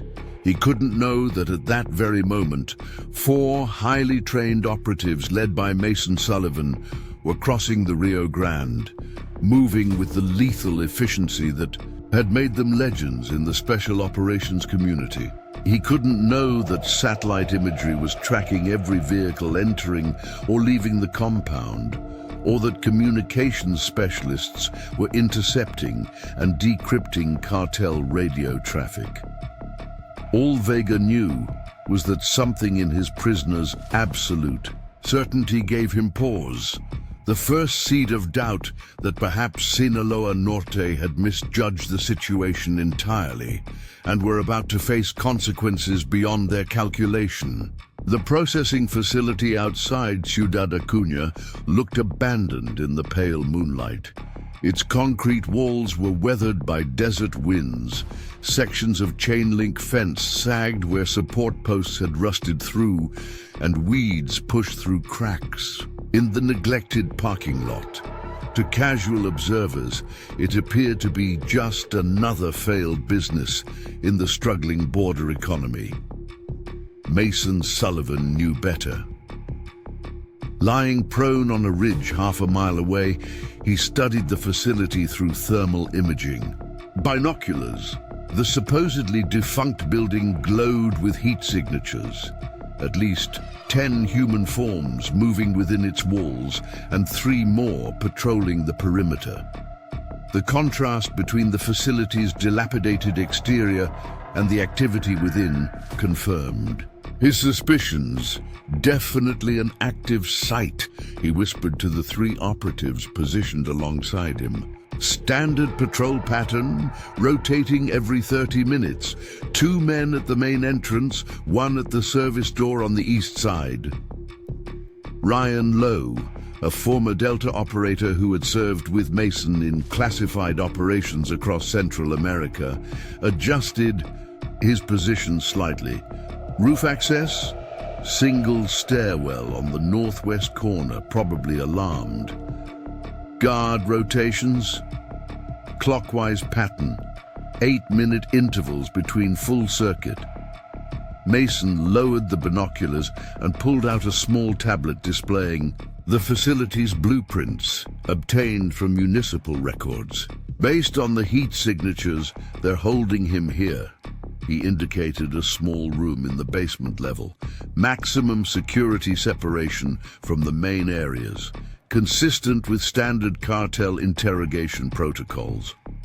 The team absorbed this information in silence, mentally calculating angles of approach, points of entry, and response times. They had crossed the border 2 hours earlier, moving through the darkness with the ease of men who had operated in far more hostile environments than this lonely stretch of desert. "Our purpose is extraction only," Mason reminded them. "We go in quiet, get Martinez, and exit before they can organize effective resistance. No unnecessary engagement." "And if they've moved him?" asked Sarah Chen, the team's communications specialist, whose experience with NSA had given her unparalleled skills in signals intelligence. "Then we find out where," Mason replied, his tone indicating that failure was not an option they would consider. "The satellite feed shows no vehicles have left the compound in the past 4 hours. He's still there." The fourth member of their team, Miguel Ortiz, had been studying the guard rotations through his own optics. "I count 12 weapons, mostly standard cartel arsenal, AK variants, some handguns. One guard on the east side has what looks like a Beretta ARX-160, not typical cartel issue." Mason nodded, filing away this anomaly for future consideration. "Indicates possible military connections, consistent with Martinez's intelligence about Meridian defense. They withdrew from the ridge to a concealed position where they could make final preparations. Each member of the team checked their weapons, communications devices, and specialized equipment with the methodical precision born from years of high-risk operations. "We move in 20 minutes, Mason directed. "Breaching positions at Aero 200 hours. Across the border in Santa Elena, Agent Claire Donnelly was facing increasing pressure from her superiors at the FBI. The official channels she had activated were yielding troubling results.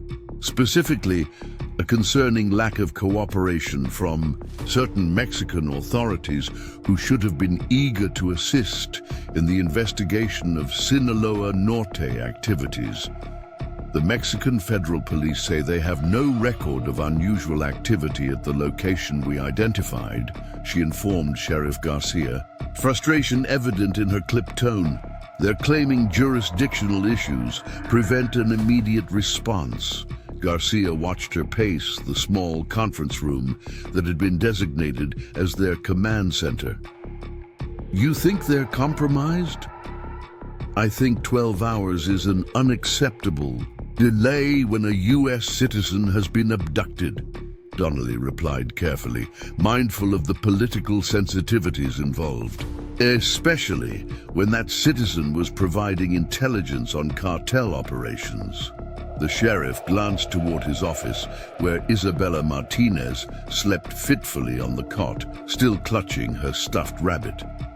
A female deputy sat nearby, maintaining protective watch over the child whose world had been shattered in a single day. "Sullivan's gone dark," Garcia observed. "Him and his whole team." Donnelly's expression remained deliberately neutral. "I wouldn't know anything about any unofficial operations that might be occurring beyond our jurisdiction." "Of course not," Garcia agreed, the ghost of a smile touching his weathered face. "But hypothetically, if such an operation were underway, how long would you estimate until we might hear something?" "Hypothetically," Donnelly replied, checking her watch. I'd say we're in the critical window right now. Meanwhile, in the safe house basement, Javier Martinez drifted between consciousness and the gray haze of pain-induced delirium. His military training had prepared him for interrogation, taught him techniques to compartmentalize pain and maintain mental clarity under duress. But 20 hours of systematic questioning had pushed him to his physical limits. Through swollen eyes, he observed Raul Vega consulting with a man he hadn't seen before. Tall, with the rigid posture and calculating gaze of someone with formal, military training. The newcomer wore civilian clothes, but Javier recognized the subtle indicators of a professional soldier. "The Ranger has revealed nothing useful," Vega was saying in Spanish, unaware that Javier could understand every word. Despite his semi-conscious appearance, his files must be secured in locations we cannot access. "Then he has outlived his usefulness," the stranger replied in the crisp, precise Spanish of someone who had learned it academically rather than growing up with it. "Meridian cannot risk exposure. The equipment in shipment 423 must be recovered or destroyed, along with any evidence linking it to our operation." "And the daughter?" Vega asked. The stranger's response chilled Javier to his core. "Find her. Children know more than we give them credit for. Once we've determined what she knows, eliminate both of them. Make it look like cartel violence. It will reinforce the border security narrative that benefits our contractors." Javier fought to maintain his appearance of semi-consciousness, though his heart hammered with renewed fear and rage. The confirmation that Meridian Defense was actively collaborating with Sinaloa Norte was significant, but the casual discussion of murdering Isabella transformed his professional concern into primal fury. "We've distributed her photograph to our people on the American side," Vega assured the Meridian operative. "If she's still in Santa Elena, we'll find her." The stranger checked his watch impatiently. "I have a flight to catch. Dispose of the Ranger tonight? After one final attempt at extraction, perhaps pain thresholds combined with the appropriate chemical cocktail will loosen his tongue." As they left the room, Javier tested the restraints binding his wrists to the metal chair. The hours of interrogation had actually worked in his favor in one respect. Blood from his lacerated wrists had dried around the zip ties, creating a slick surface that might allow him to work his hands free if given enough time. The question was whether he had that time. He closed his eyes, focusing his remaining strength on slowly, methodically working his right hand against the restraint. Years of combat operations had taught him to create opportunities rather than waiting for them. A lesson he had passed on to Isabella during their weekend wilderness excursions. The thought of his daughter sent a fresh surge of determination through him. Isabella was smart, resourceful, and well-trained for a child her age. If anyone had found her at the Arroyo, it would be Mason Sullivan. And if Mason had found her, then help was already coming. Javier just needed to survive long enough for that help to arrive. On the outskirts of the processing facility, Mason's team moved into position with the silent efficiency that had made them legendary in special operations circles. They had split into two elements. Mason and Ryan would breach through the service entrance on the east side, while Sarah and Miguel created a diversion on the opposite side of the compound. "Charge set," Sarah confirmed via their encrypted communication system. The small explosive device she had placed against a power junction box would disrupt the facility's electrical systems without causing structural damage, creating confusion rather than alerting the occupants to a direct assault. Execute in 3, 2, 1. Mason counted down softly. The explosion was precisely calibrated, loud enough to draw attention, but controlled enough to appear as an electrical malfunction rather than an attack. Immediately, 3 guards moved toward the disturbance, leaving the service entrance temporarily undefended. Mason and Ryan seized the opportunity, moving swiftly to the door. Ryan placed a specialized breaching device against the electronic lock while Mason provided cover. Within seconds, they were inside, moving through darkened corridors, illuminated only by emergency lighting that had activated when the power failed. 2 tangos approaching from the north corridor, Ryan whispered, his training allowing him to detect the subtle sounds of movement that most would miss. They pressed into recessed doorways as 2 armed men hurried past, speaking urgently in Spanish about the power failure. Once clear, they continued toward the basement access, guided by the facility blueprints Mason had memorized. Back in Santa Elena, Isabella Martinez woke suddenly, sitting upright on the cot with a gasp that startled the deputy watching over her. "What? Is it, honey?" the woman asked gently. Isabella clutched her rabbit tighter, eyes wide. "Someone's coming for my dad," she whispered, with such conviction that the deputy felt a chill despite the officer's warmth. "Agent Donnelly and Sheriff Garcia are working on finding him," she assured the child. Isabella shook her head firmly. "Not them. The man with the star on his arm." The deputy frowned, confused by this apparent non sequitur. "What man, Isabella?" But Isabella had already lain back down, clutching her rabbit and murmuring something that sounded like "Rangers lead the way," before drifting back to sleep. The deputy made a note to mention the strange incident to Agent Donnelly in the morning, unaware of its significance. Had she been familiar with special operations tattoos, she might have recognized Isabella's description of Mason Sullivan's Ranger insignia, a tattoo he kept mostly hidden, but which Isabella had glimpsed during a rare visit to the Martinez home years earlier. The child's certainty wasn't born from dreams or wishful thinking, but from absolute faith in the men who had served alongside her father. In the processing facility basement, Javier had managed to work his right hand almost free of the restraint, when the light suddenly flickered and died, replaced by dim, emergency illumination. The unexpected darkness gave him the final opportunity he needed. With a suppressed grunt of pain, he forced his bloodied hand through the zip tie with one. Hand free, he quickly released his other wrist and ankles, forcing himself to stand despite the wave of dizziness that threatened to overwhelm him. His body was a catalogue of pain. Cracked ribs, possible concussion, lacerated wrists, and countless contusions from the systematic beating he had endured.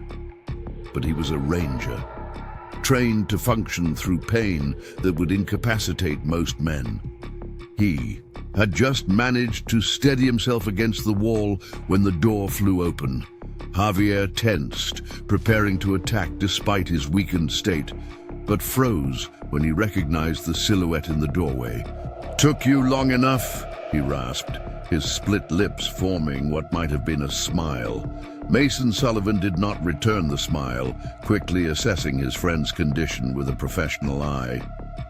"Fashionably late, as always. Can you move?" "Watch." "Me?" Javier replied, pushing himself away from the wall through sheer force of will. Mason spoke tersely into his communication device. "Package secured. Condition amber, proceeding to extraction point." "Isabella?"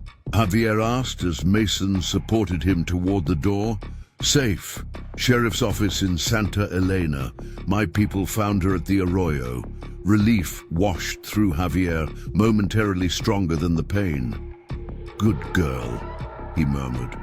They moved through the corridor, Javier leaning heavily on Mason while forcing his battered body to cooperate. Ryan met them at the stairwell, his weapon trained on their back trail. "We've got movement," he reported quietly. "They're systematically searching the building." "How long until they reach this section?" Mason asked. "Minutes, not hours.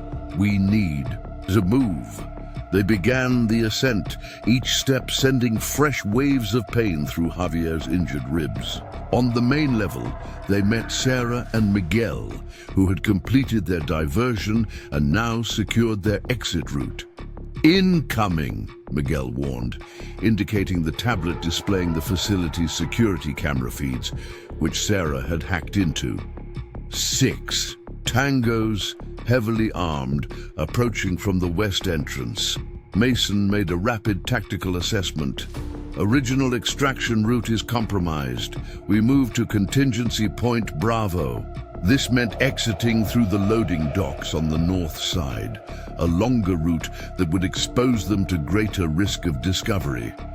But with armed cartel members converging on their position, options were limited. "I can fight," Javier insisted. Though his condition belied the claim, Mason ignored the bravado, knowing his friend's stubborn pride all too well. "Save it for when Isabella asks why Daddy looks like he lost a fight with a wood chipper." They moved through the building's maze-like corridors, pausing at intersections as Sarah's tablet informed them of enemy positions. The element of surprise was rapidly diminishing as the cartel forces realized they were dealing with an infiltration rather than a simple power failure. At a junction near the loading docks, they encountered 2 guards. Ryan neutralized one with a suppressed shot, while Miguel took down the other in hand-to-hand combat, controlling the man's weapon to prevent an alarm-raising discharge. "Clear," Miguel confirmed, dragging the unconscious guard out of sight. They pushed through to the loading area, only to discover their extraction route blocked by a newly arrived vehicle, a black SUV with tinted windows that had pulled up to the loading bay, disgorging 4 men in tactical gear that far exceeded standard cartel equipment. Meridian contractors, Javier identified them through gritted teeth. Professional mercenaries, not cartel thugs. Mason reassessed instantly. New plan. Sarah, create a secondary diversion, east wall, maximum effect. Ryan, you and Miguel provide covering fire from those elevated positions. I'll get Martinez to the extraction vehicle. The team split smoothly, each member executing their assigned role without hesitation. Sarah placed another charge, this one significantly larger than the first, against the facility's east wall. When it detonated, the explosion echoed through the compound, drawing immediate response from both cartel members and the Meridian contractors. In the confusion, Ryan and Miguel opened fire from concealed positions, creating a suppressive corridor, through which Mason half-carried Javier toward the perimeter fence. The precision of their fire spoke to their training. Controlled bursts that pinned down the opposition without expending unnecessary ammunition. Behind them, Sarah disabled the facility's communication systems before following their path to extraction. The Meridian contractors, realizing they faced a professional operation rather than local bandits, attempted to establish a defensive perimeter, but the sudden, coordinated attack had created precisely the chaos Mason had intended. They reached the fence, where Mason had cut an opening during their infiltration. He helped Javier through, then covered the others as they followed. 50 yards beyond, concealed in a dry creek bed, waited their extraction vehicle, a nondescript van with reinforced suspension for off-road travel. "Everyone in," Mason ordered, as gunfire from the facility intensified. The Meridian contractors had organized their response and were now pursuing with professional determination. The van accelerated away, following a predetermined route that would take them back across the border through an unpatrolled section that Mason's team had identified during their planning. Inside, Sarah began treating Javier's most urgent injuries with the medical kit. They know about Isabella, Javier managed to say, fighting through pain and exhaustion. The Meridian operative gave orders to find her, to find out what she knows. Mason's expression hardened. They won't get near her. There's more, Javier continued. Shipment 423. It's not just communications equipment. They spoke about it like it was something that could compromise their entire operation if discovered. We'll figure it out once we get you back to U.S. soil, Mason assured him, though his mind was already racing through the implications. If Meridian Defense was working with Sinaloa Norte on something significant enough to warrant abducting a former ranger and targeting his child, the scope of the conspiracy was far greater than they had initially believed. As the van bumped across the rugged terrain toward the border, Javier closed his eyes briefly, allowing himself a moment of relief. Isabella was safe, he was alive, and soon he would bring the full force of his training and connections down upon the people who had threatened his daughter. Across the border in Santa Elena, Isabella Martinez was still asleep in Sheriff Garcia's office, unaware that her father had been rescued. But somehow her face had relaxed into peaceful slumber, the stuffed rabbit tucked securely under her chin. Perhaps some part of her knew that the scales had begun to tip, that the predators who had sought to harm her family were about to discover what happened when they targeted the child of a warrior who had been trained by the best military in the world. And in the coming hours, those predators would learn just how catastrophic their miscalculation had been. Dawn broke over Santa Elena as Mason's team crossed back into U.S. territory through a remote stretch of borderland known only to specialized border units and locals with secrets to keep. The extraction vehicle's tires crunched over loose desert gravel as it navigated the rugged terrain, carrying its precious cargo towards safety. Inside, Javier Martinez drifted in and out of consciousness, his body finally yielding to the trauma. It had endured over 20 hours of captivity. Sarah Chen monitored his vitals with professional detachment, though her eyes betrayed concern when she caught Mason's questioning glance. He's stable, but needs proper medical attention soon, she reported quietly.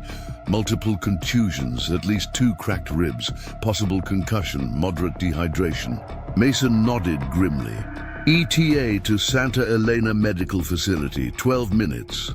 Donnelly has a secure entrance arranged. The vehicle bounced over a dry creek bed, drawing a muffled groan from Javier. His eyes fluttered open, instantly alert despite his condition. The combat-honed awareness that never fully disappeared once acquired. How far? He asked, voice raspy from dehydration and screaming. Almost home, Mason assured him. Isabella is still at the sheriff's office. We'll bring her to you once you're stabilized. Javier shook his head with surprising vehemence. No, take me there first. Need to see her before medical. Mason exchanged glances with Ryan, who was driving. Not sure that's wise, brother. You looked like hell warmed over. Might scare her. A broken laugh escaped Javier's split lips. She's seen worse on our camping trips. Had to stitch my own arm once when I slipped on rocks. His expression hardened. She needs to see me alive, Mace. Now. Understanding the psychological imperative, both for father and daughter, Mason relented. Change of plans, Ryan. Sheriff's office first, then medical. The sun had fully crested the horizon when they pulled into the back lot of the sheriff's station. Agent Donnelly was waiting, her professional composure momentarily slipping as she registered Javier's condition through the van windows. Medical. Team is standing by, she informed Mason as he helped ease Javier from the vehicle. Sheriff Garcia has kept Isabella isolated from the press and other personnel. Javier stood shakily, refusing a wheelchair with stubborn pride. Supported between Mason and Ryan, he shuffled toward the rear entrance, each step an exercise in controlled agony. Inside, Sheriff Garcia intercepted them, his weathered face revealing nothing as he assessed Javier's condition. Figured you'd want the back way in. Press has been sniffing around since dawn. Isabella, Javier managed, the single word conveying everything. In my office. Deputy Reynolds has been with her all night. It's tough as nails, Martinez. You should be proud. A ghost of a smile touched Javier's battered face. Always am. They moved down a quiet corridor, Garcia leading, while Donnelly ensured no one interrupted this private moment. At the sheriff's office door, Mason helped Javier straighten up, understanding his friend's need to appear stronger than he felt for. His daughter's sake, Garcia opened the door gently. Isabella, someone's here to see you.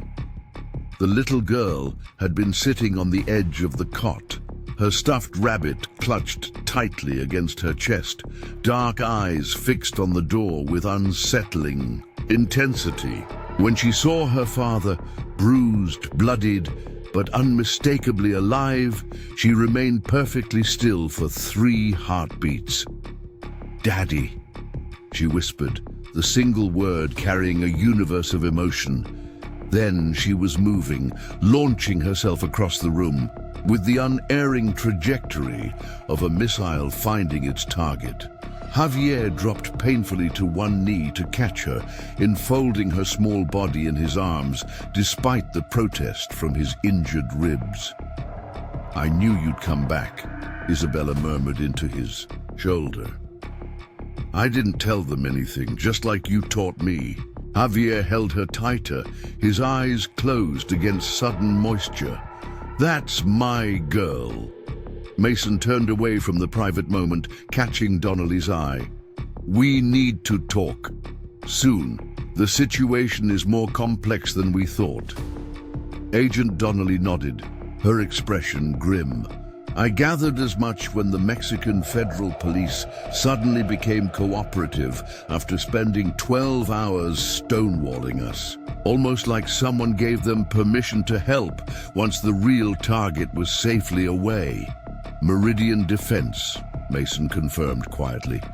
"They're running a joint operation with Sinaloa Norte, using the cartel as cutouts for something big enough to risk grabbing a former ranger on U.S. soil." Donnelly's eyebrows rose fractionally. The FBI agent's equivalent of open shock. That's a significant escalation from our working theory. It gets worse. They've prioritized finding Isabella.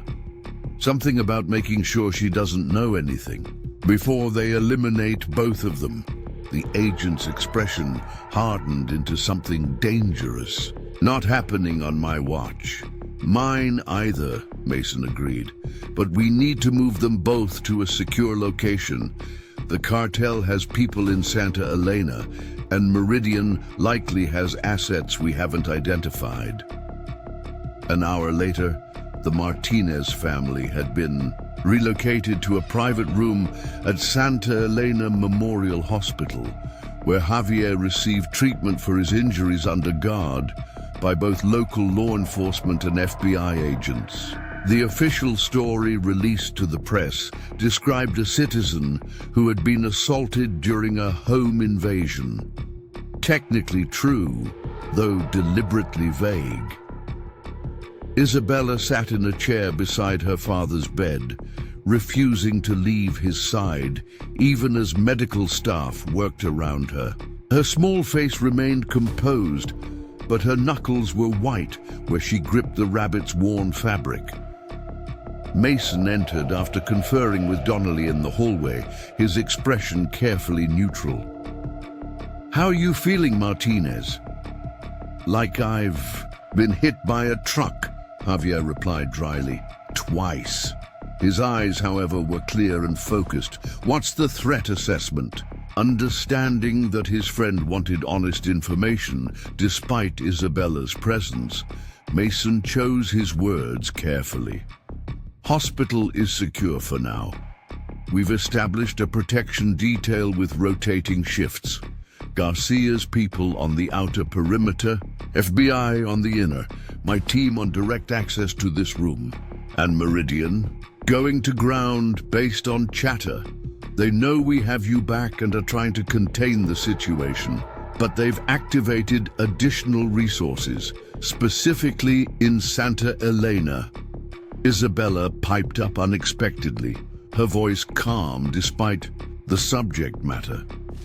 "They're still looking for me, aren't they?" Both men turned to her, surprised by her perceptiveness. Javier recovered first, taking her small hand in his bandaged one. "Yes, Mija, but they won't find you. We have the best protection possible." The girl nodded solemnly. "Because they think I know something about the shipment you were investigating." Mason and Javier exchanged startled glances. Javier addressed his daughter gently. "What do you know about that, Isabella?" "You left your notebook open on the kitchen table last week," she replied, matter-of-factly. "The one with the red cover, where you write things you don't put on your computer. I saw the words Shipment 423 and Water Usage Anomalies underlined 3 times. Javier closed his eyes briefly, mentally revisiting his security protocols. Even in his own home, he had grown slightly complacent, a potentially fatal error when dealing with organizations like Meridian Defense. "Did you read anything else?" Mason asked carefully. Isabella nodded. "Something about isotope signatures inconsistent with agricultural use. I didn't understand that part." The implications hit both men simultaneously. Javier's investigation hadn't just uncovered smuggled communications equipment. He had stumbled onto something far more sinister. The water usage patterns, isotope signatures, specialized container requirements, all pointed toward radiological materials. "Mason," Javier said quietly, his tone conveying the gravity of this revelation. "I know," his friend responded. "We need to brief Donnelly immediately." A soft knock at the door interrupted them. Ryan Lowe entered, his posture casual but eyes alert in the way that signaled trouble to those who knew him. "We've got company," he reported. 2 men in suits at the main entrance, showing federal credentials, but not matching any of the FBI personnel Donnelly cleared. Hospital administrator is stalling them. Mason moved immediately to the window, scanning the parking lot below. Vehicle, black Suburban, government plates, but Sarah can't verify them through official channels. Meridian, Javier concluded, using government covers. Mason nodded grimly. "Time to implement contingency plan, Charlie." He turned to Isabella, his expression softening slightly. "Remember how we practiced emergency evacuations during my visits, Isabella? Just like those drills, but for real this time." The girl's eyes widened, but she nodded with surprising composure for an 8-year-old. "The quiet game, no questions until we're safe." "Exactly." Mason glanced at Javier, who was already disconnecting his IV line with practiced movements despite his injuries. "Can you move?" "Watch me," Javier replied, swinging his legs over the side of the bed with a suppressed wince. Ryan handed him a set of clothes, jeans, a button-down shirt, and a light jacket large enough to conceal a shoulder holster, containing a Sig Sauer handgun. The transformation from patient to operator took less than 2 minutes. Javier's military efficiency overcoming his physical limitations. Isabella watched without comment, her small face solemn as she clutched her rabbit. When her father was dressed, she silently took his hand, falling naturally into the practiced formation they had rehearsed in those games that Javier had incorporated into their life. Games that now revealed their deadly serious purpose. Service elevator to the basement, then out through the maintenance tunnel to the secondary parking structure, Mason outlined. Sarah has the extraction vehicle positioned. Miguel is creating a diversion at the main entrance. The hospital corridor. Outside, the room was momentarily clear, the FBI agents having been repositioned to intercept the suspicious visitors.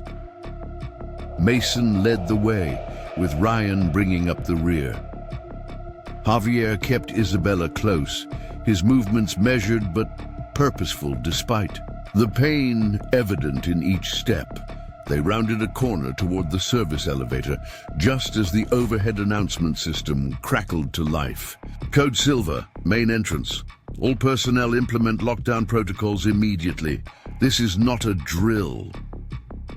Miguel's diversion, Ryan noted with professional appreciation. Code Silver is for armed intruder. That'll keep everyone focused away. From us.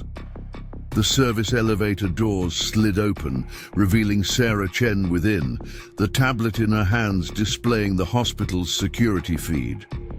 We've got 4 minutes before security realizes the Code Silver was triggered without an actual intruder. Meridian operatives are being detained by FBI, but there are 2 more in the parking lot who don't match their operational profile. Understood, Mason acknowledged, ushering the group inside.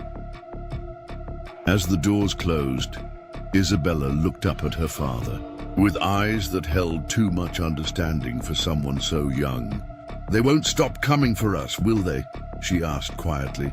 Javier met his daughter's gaze with the honest respect he had always shown her.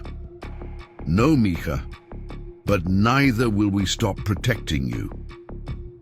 As the elevator descended toward the basement level, the Martinez family and their protectors steeled themselves for the reality that they were now engaged in a shadow war.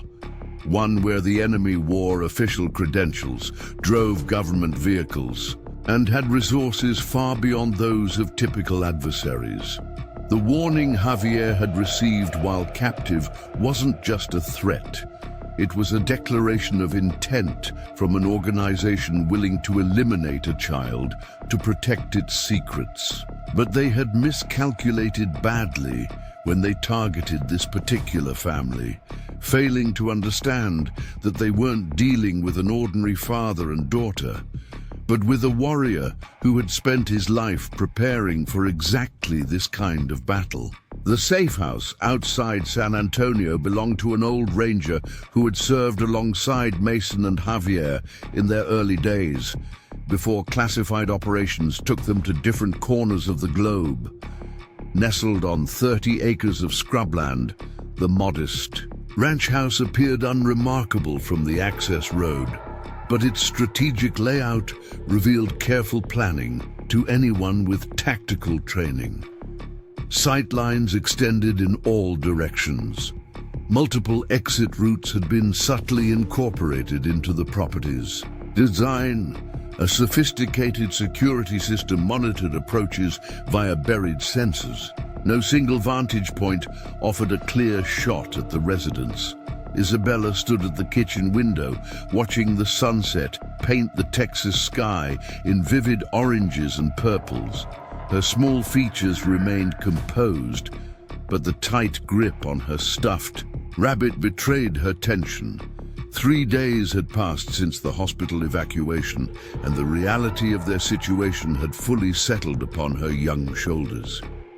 "You doing okay, kiddo?" Sarah Chen asked, placing a glass of water on the table beside her.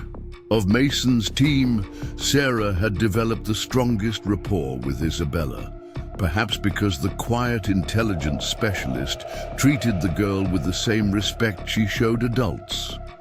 "I'm fine," Isabella replied automatically, the response clearly practiced. Then, after a moment's hesitation, "When can I go back to school?" Sarah sat down, bringing herself to eye level with the child.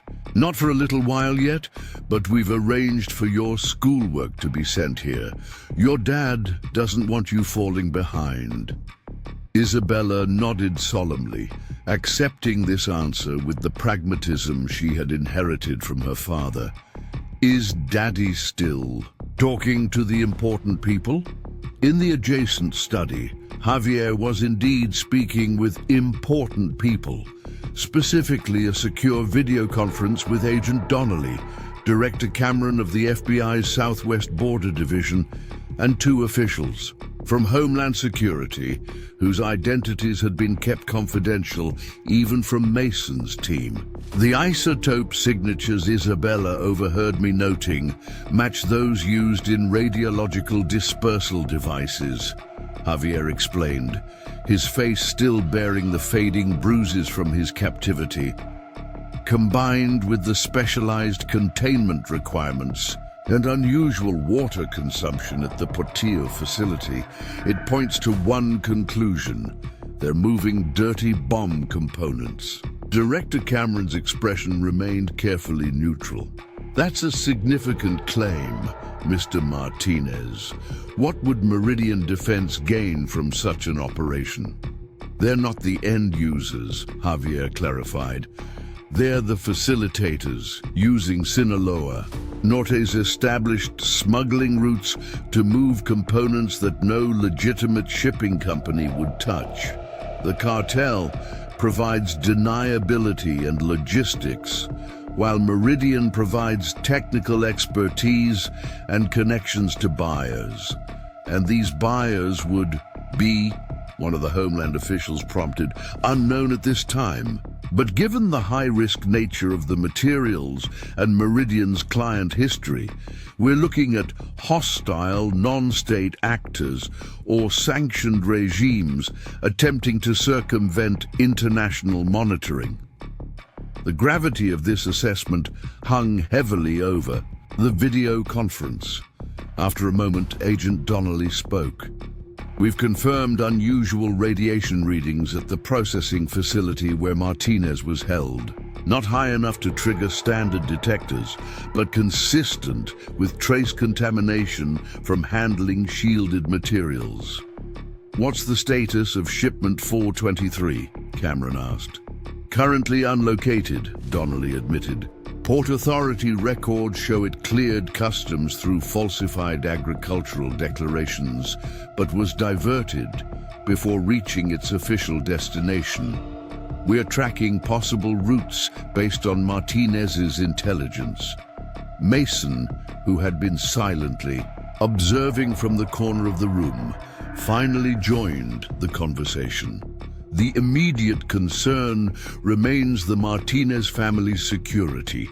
Meridian has proven they're willing to eliminate witnesses, including a child. They have assets inside multiple agencies, as demonstrated by the hospital incident."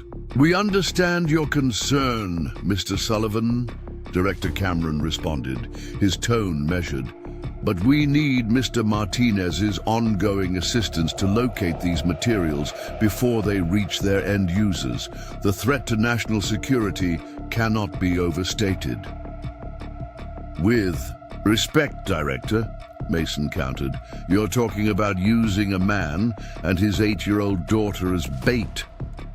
"As a controlled information source," Cameron corrected, though the distinction seemed semantic rather than substantive. Javier raised a hand, silencing the brewing disagreement. I'll continue assisting the investigation on one non-negotiable condition. Isabella gets moved to a secure military facility, not an FBI safe house. No offense, Agent Donnelly, but Meridian has clearly compromised elements of federal law enforcement. Officials exchanged glances, weighing this demand against their need for Javier's cooperation. Finally, Cameron nodded. I believe we can arrange something suitable. I'll coordinate with DOD contacts. As the conference concluded, Mason turned to Javier, concern evident in his expression. You sure about this? Splitting up might not be the safest play. For Isabella it is, Javier replied firmly. I need to be mobile to help track down shipment 423 before it disappears completely. She needs absolute security away from all this. Outside in the kitchen, Isabella had finished her water and was now carefully organizing her school books on the table. The neat rows and precise alignment revealed her attempt to create order in a world that had suddenly become chaotic and threatening. Sarah observed this with quiet understanding. You know, when I was about your age, I used to organize my books like that too, especially when I was worried about something. Isabella's hands paused momentarily. Did it help? Sometimes. It gave me something I could control when other things felt out of control. The girl nodded, recognizing the truth in this observation. After a moment, she asked the question that had clearly been weighing on her mind. Are they going to separate me from Daddy? Sarah's surprise must have shown on her face, because Isabella continued matter-of-factly, the walls are thin. I heard them talking about moving me somewhere else. Before Sarah could formulate a response, Javier entered the kitchen, immediately registering the serious expressions on both faces. With the perception that had helped him survive countless dangerous situations, he read the room accurately. Eavesdropping again, Mija? He asked, though his tone held no reproach. Isabella met his gaze evenly.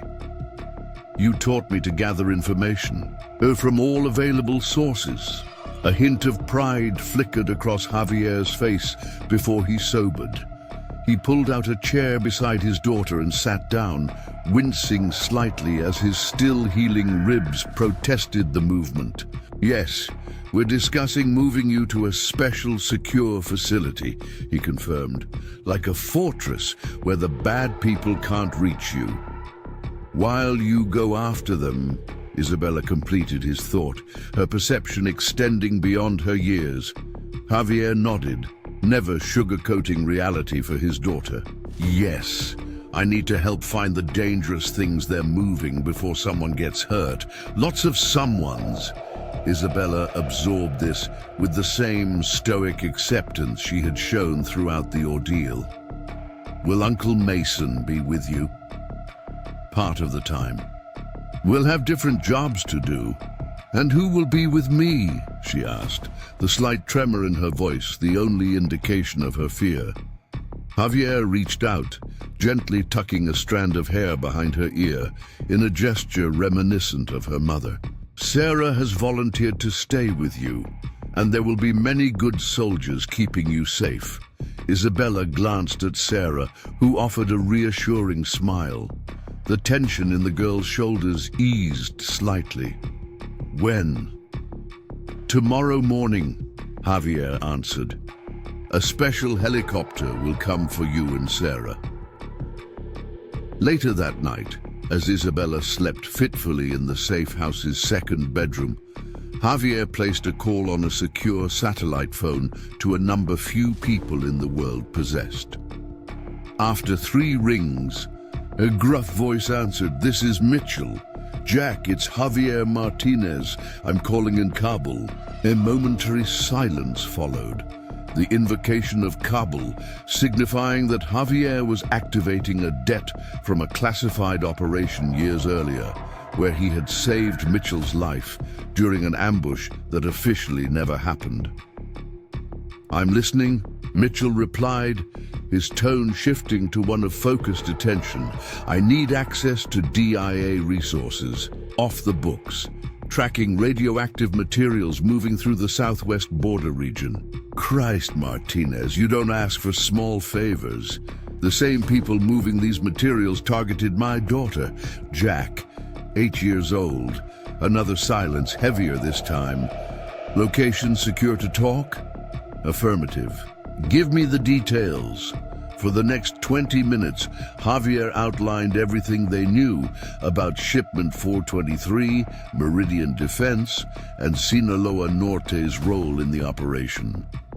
As Deputy Director of the Defense Intelligence Agency, Jack Mitchell had gained access to surveillance and intelligence resources beyond even what the FBI could deploy, particularly when operating without official authorization. "I'll have satellite coverage of all potential transport routes within 2 hours, Mitchell finally said. "And I've got an analyst team that can work this without generating official records. They owe me for Peshawar." "I appreciate it, Jack." "One more thing, Martinez. My sister commands a specialized security unit at Fort Sam, Houston. I'm sending your daughter and her protection detail there. No records, no official documentation. She'll be inside the most secure perimeter in Texas." Relief washed through Javier. "Thank you. Don't thank me yet. Focus on finding those materials. The clock's ticking." After ending the call, Javier moved quietly to Isabella's room, standing in the doorway to watch her sleep. The moonlight filtering through the curtains illuminated her face, peaceful in slumber despite the chaos surrounding her young life. Tomorrow they would separate.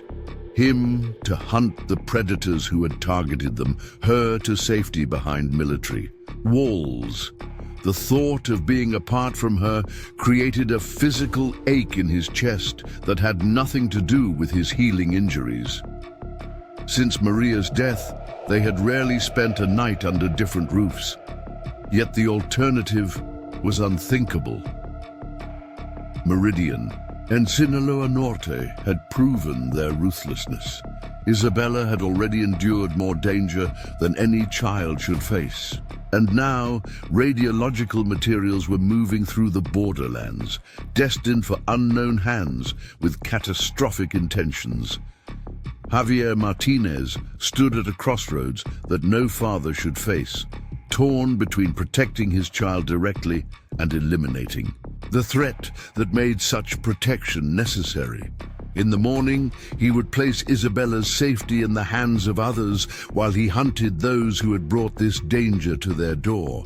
As he watched his daughter's chest rise and fall with each breath, Javier made a silent vow, one that transcended his military oaths, his professional obligations, even his own survival. He would find those responsible, he would recover the deadly cargo they had unleashed, and then he would ensure they never threatened another child again. The predators who had targeted Isabella Martinez were about to discover they had awakened something far more dangerous than a former ranger. They had roused the primal force of a father who would tear apart heaven and earth to protect his child, and who possessed the skills and connections to do exactly that. The military helicopter descended toward Fort Sam Houston as dawn broke over San Antonio, its rotor wash creating dust devils in the landing zone. Isabella pressed her face against the window, watching soldiers in combat fatigues secure the perimeter with professional efficiency. The base sprawled below them, a fortified island of order in a world that had suddenly become dangerously unpredictable. Sarah, Jen sat beside her, monitoring communications through a specialized headset while maintaining a reassuring presence for the child. The past 24 hours had been a blur of activity. The pre-dawn departure from the safe house, multiple vehicle changes to evade potential surveillance, and finally boarding the unmarked Black Hawk helicopter at a private airfield. Isabella hadn't cried when saying goodbye to her father, though the farewell had clearly strained both Martinez family members. Instead, she had squared her small shoulders and repeated their customary parting phrase with solemn intensity. "Stay alert," Javier had said, kneeling to her level despite his healing injuries. "Stay alive," Isabella had replied, adding fiercely, "You too, Daddy." Now, as the helicopter touched down on the landing pad, Isabella clutched her backpack and stuffed rabbit, her expression unnaturally composed for an 8-year-old. A tall woman in army fatigues approached as they disembarked, the silver oak, leaves of a lieutenant colonel gleaming on her collar. "Ms. Chen, Isabella, welcome to Fort Sam Houston," she greeted them, her voice carrying easily over the diminishing roar of the rotors. "I'm Lieutenant Colonel Ellen Mitchell. You'll be under my direct protection during your stay." Sarah nodded, recognizing the name. "Deputy Director Mitchell's sister." "The same," Colonel Mitchell confirmed. "And like my brother, I take my debt seriously. Your father saved Jack's life in Afghanistan," she added, addressing Isabella directly. "Now we're going to make sure you're safe while he completes his mission."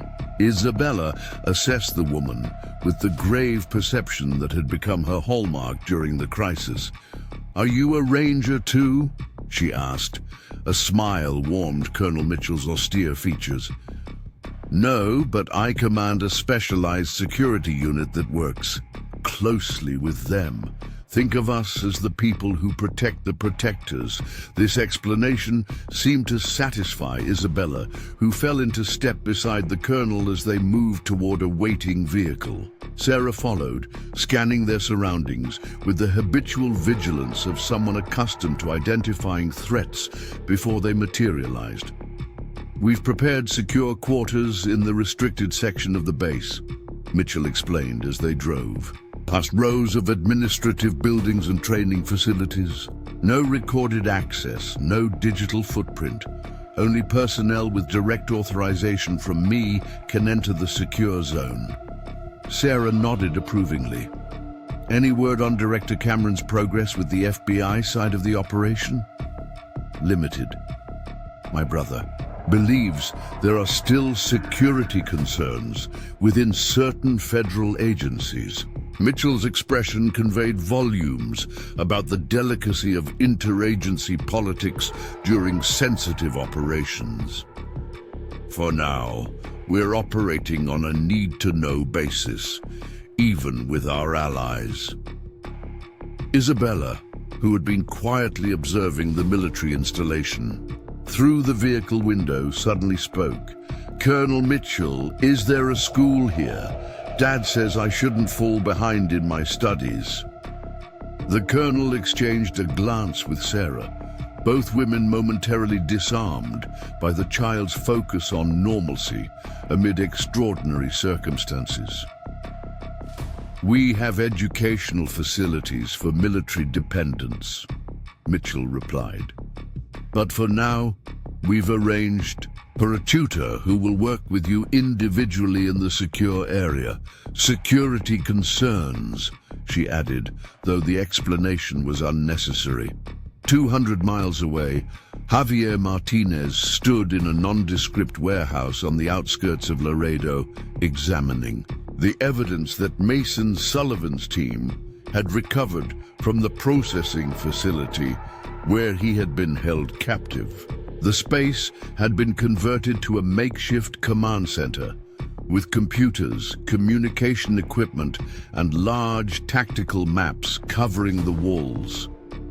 The radiation signatures are consistent with materials used in medium-yield radiological dispersal. "Devices," Ryan Lowe explained, indicating readings from specialized detection equipment. Not weapons grade, but still capable of contaminating several city blocks if deployed correctly.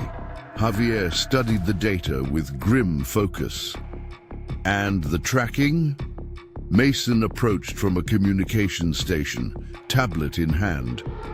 Mitchell's DIA resources have identified 3 possible transport routes based on cartel movement patterns and satellite surveillance. Most likely is this corridor.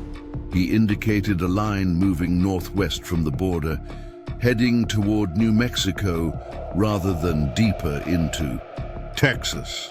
Shifting away from their traditional territories, Javier observed. Smart, less chance of being spotted by agencies familiar with their patterns. Agent Donnelly, who had been coordinating with FBI assets from a separate section of the warehouse, joined the conversation. We've received confirmation that Raul Vega left Ciudad Acuña yesterday with a substantial security detail. His convoy crossed the border at a private crossing point owned by a shell company linked to Meridian Defense. He's personally escorting the shipment, Javier concluded. That confirms its importance and gives us a more specific target to track, Mason added. The temporary command center buzzed with focused activity as intelligence specialists analyzed data. Communication experts monitored encrypted channels, and tactical planners mapped potential interception points. Javier moved between stations, providing context and insights from his investigation into Portillo Shipping's operations. Despite his professional demeanor, an undercurrent of tightly controlled rage fueled his efforts. Every piece of evidence further confirmed that the same organization that had kidnapped him and hunted his daughter was now transporting materials that could kill thousands of innocent people. The intersection of personal vendetta and national security created a singular focus that sharpened his already formidable abilities. Martinez called Miguel Ortiz from a monitoring station. I've got movement on one of the surveillance feeds. Convoy of 3 vehicles matching Vega's security. A profile traveling north on Route 16. The team gathered around the display as satellite imagery showed 3 black SUVs moving in tight formation along a desert highway.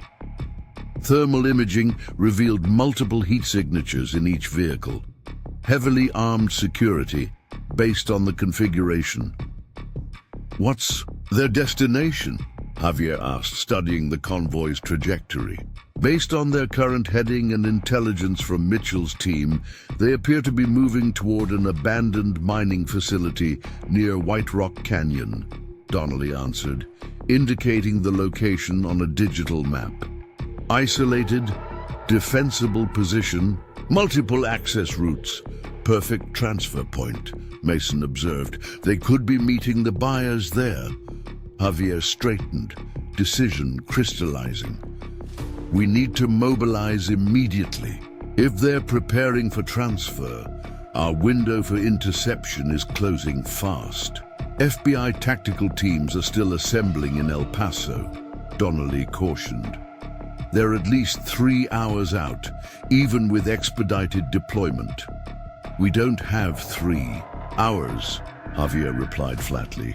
If those materials change hands, they'll disappear into a network designed to evade conventional tracking. Mason nodded in agreement. My team can be ready to move in 20 minutes. We'll need air support for insertion. Mitchell has authorized a covert helicopter unit, Javier informed them.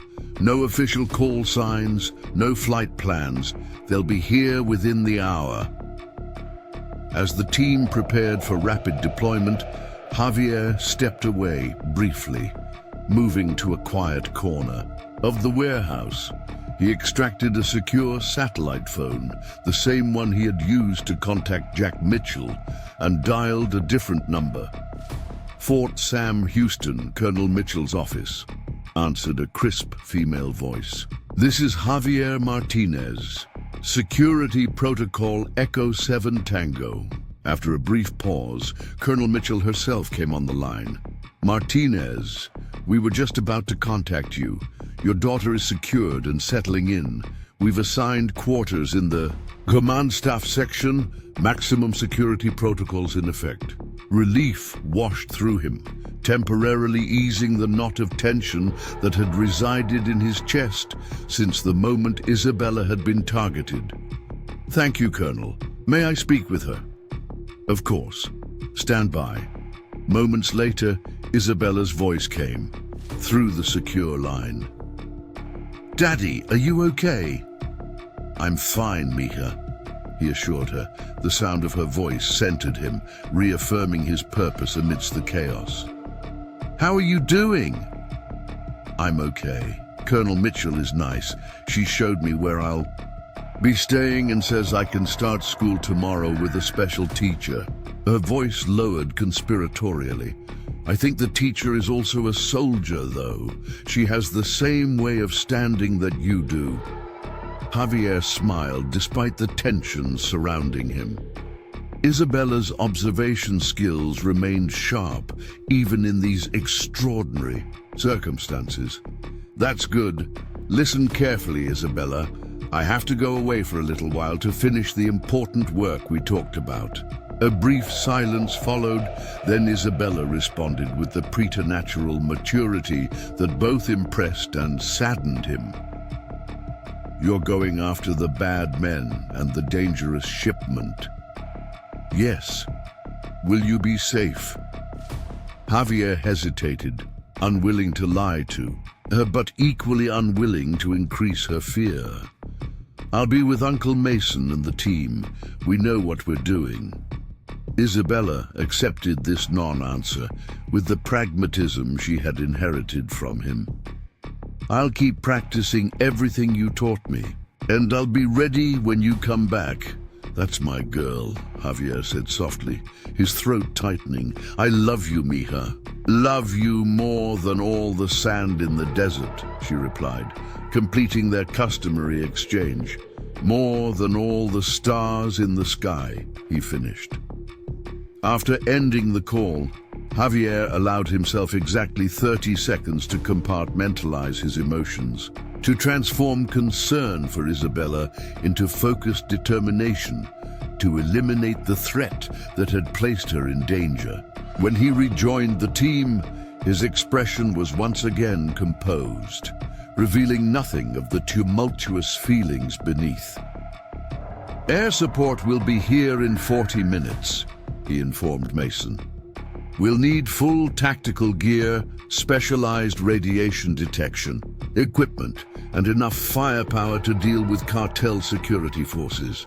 "Already being loaded," Mason confirmed. "What's our rules of engagement?" Javier's expression hardened. "Secure the radiological materials at all costs. As for Vega and his Meridian contacts, they've demonstrated their willingness to target a child.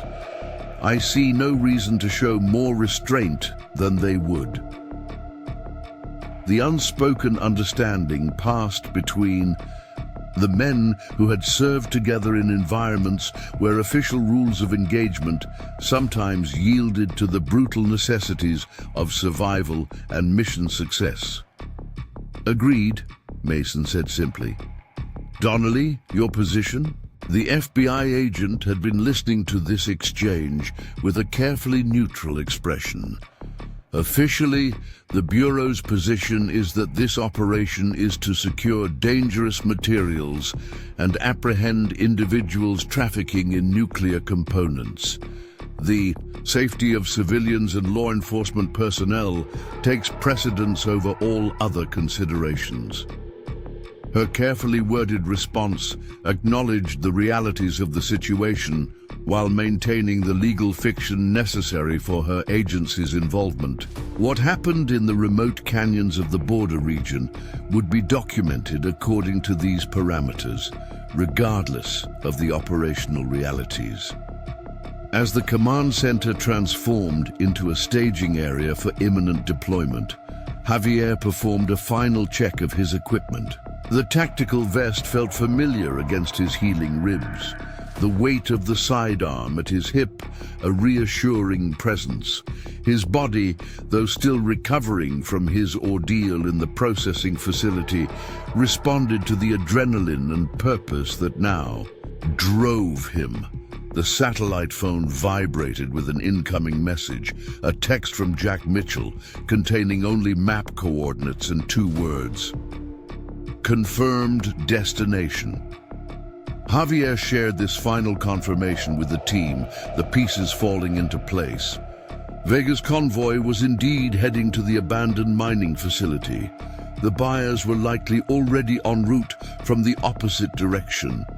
Within hours, radioactive materials capable of causing mass casualties would change hands unless they intervened, as the distant sound of helicopter rotors became audible.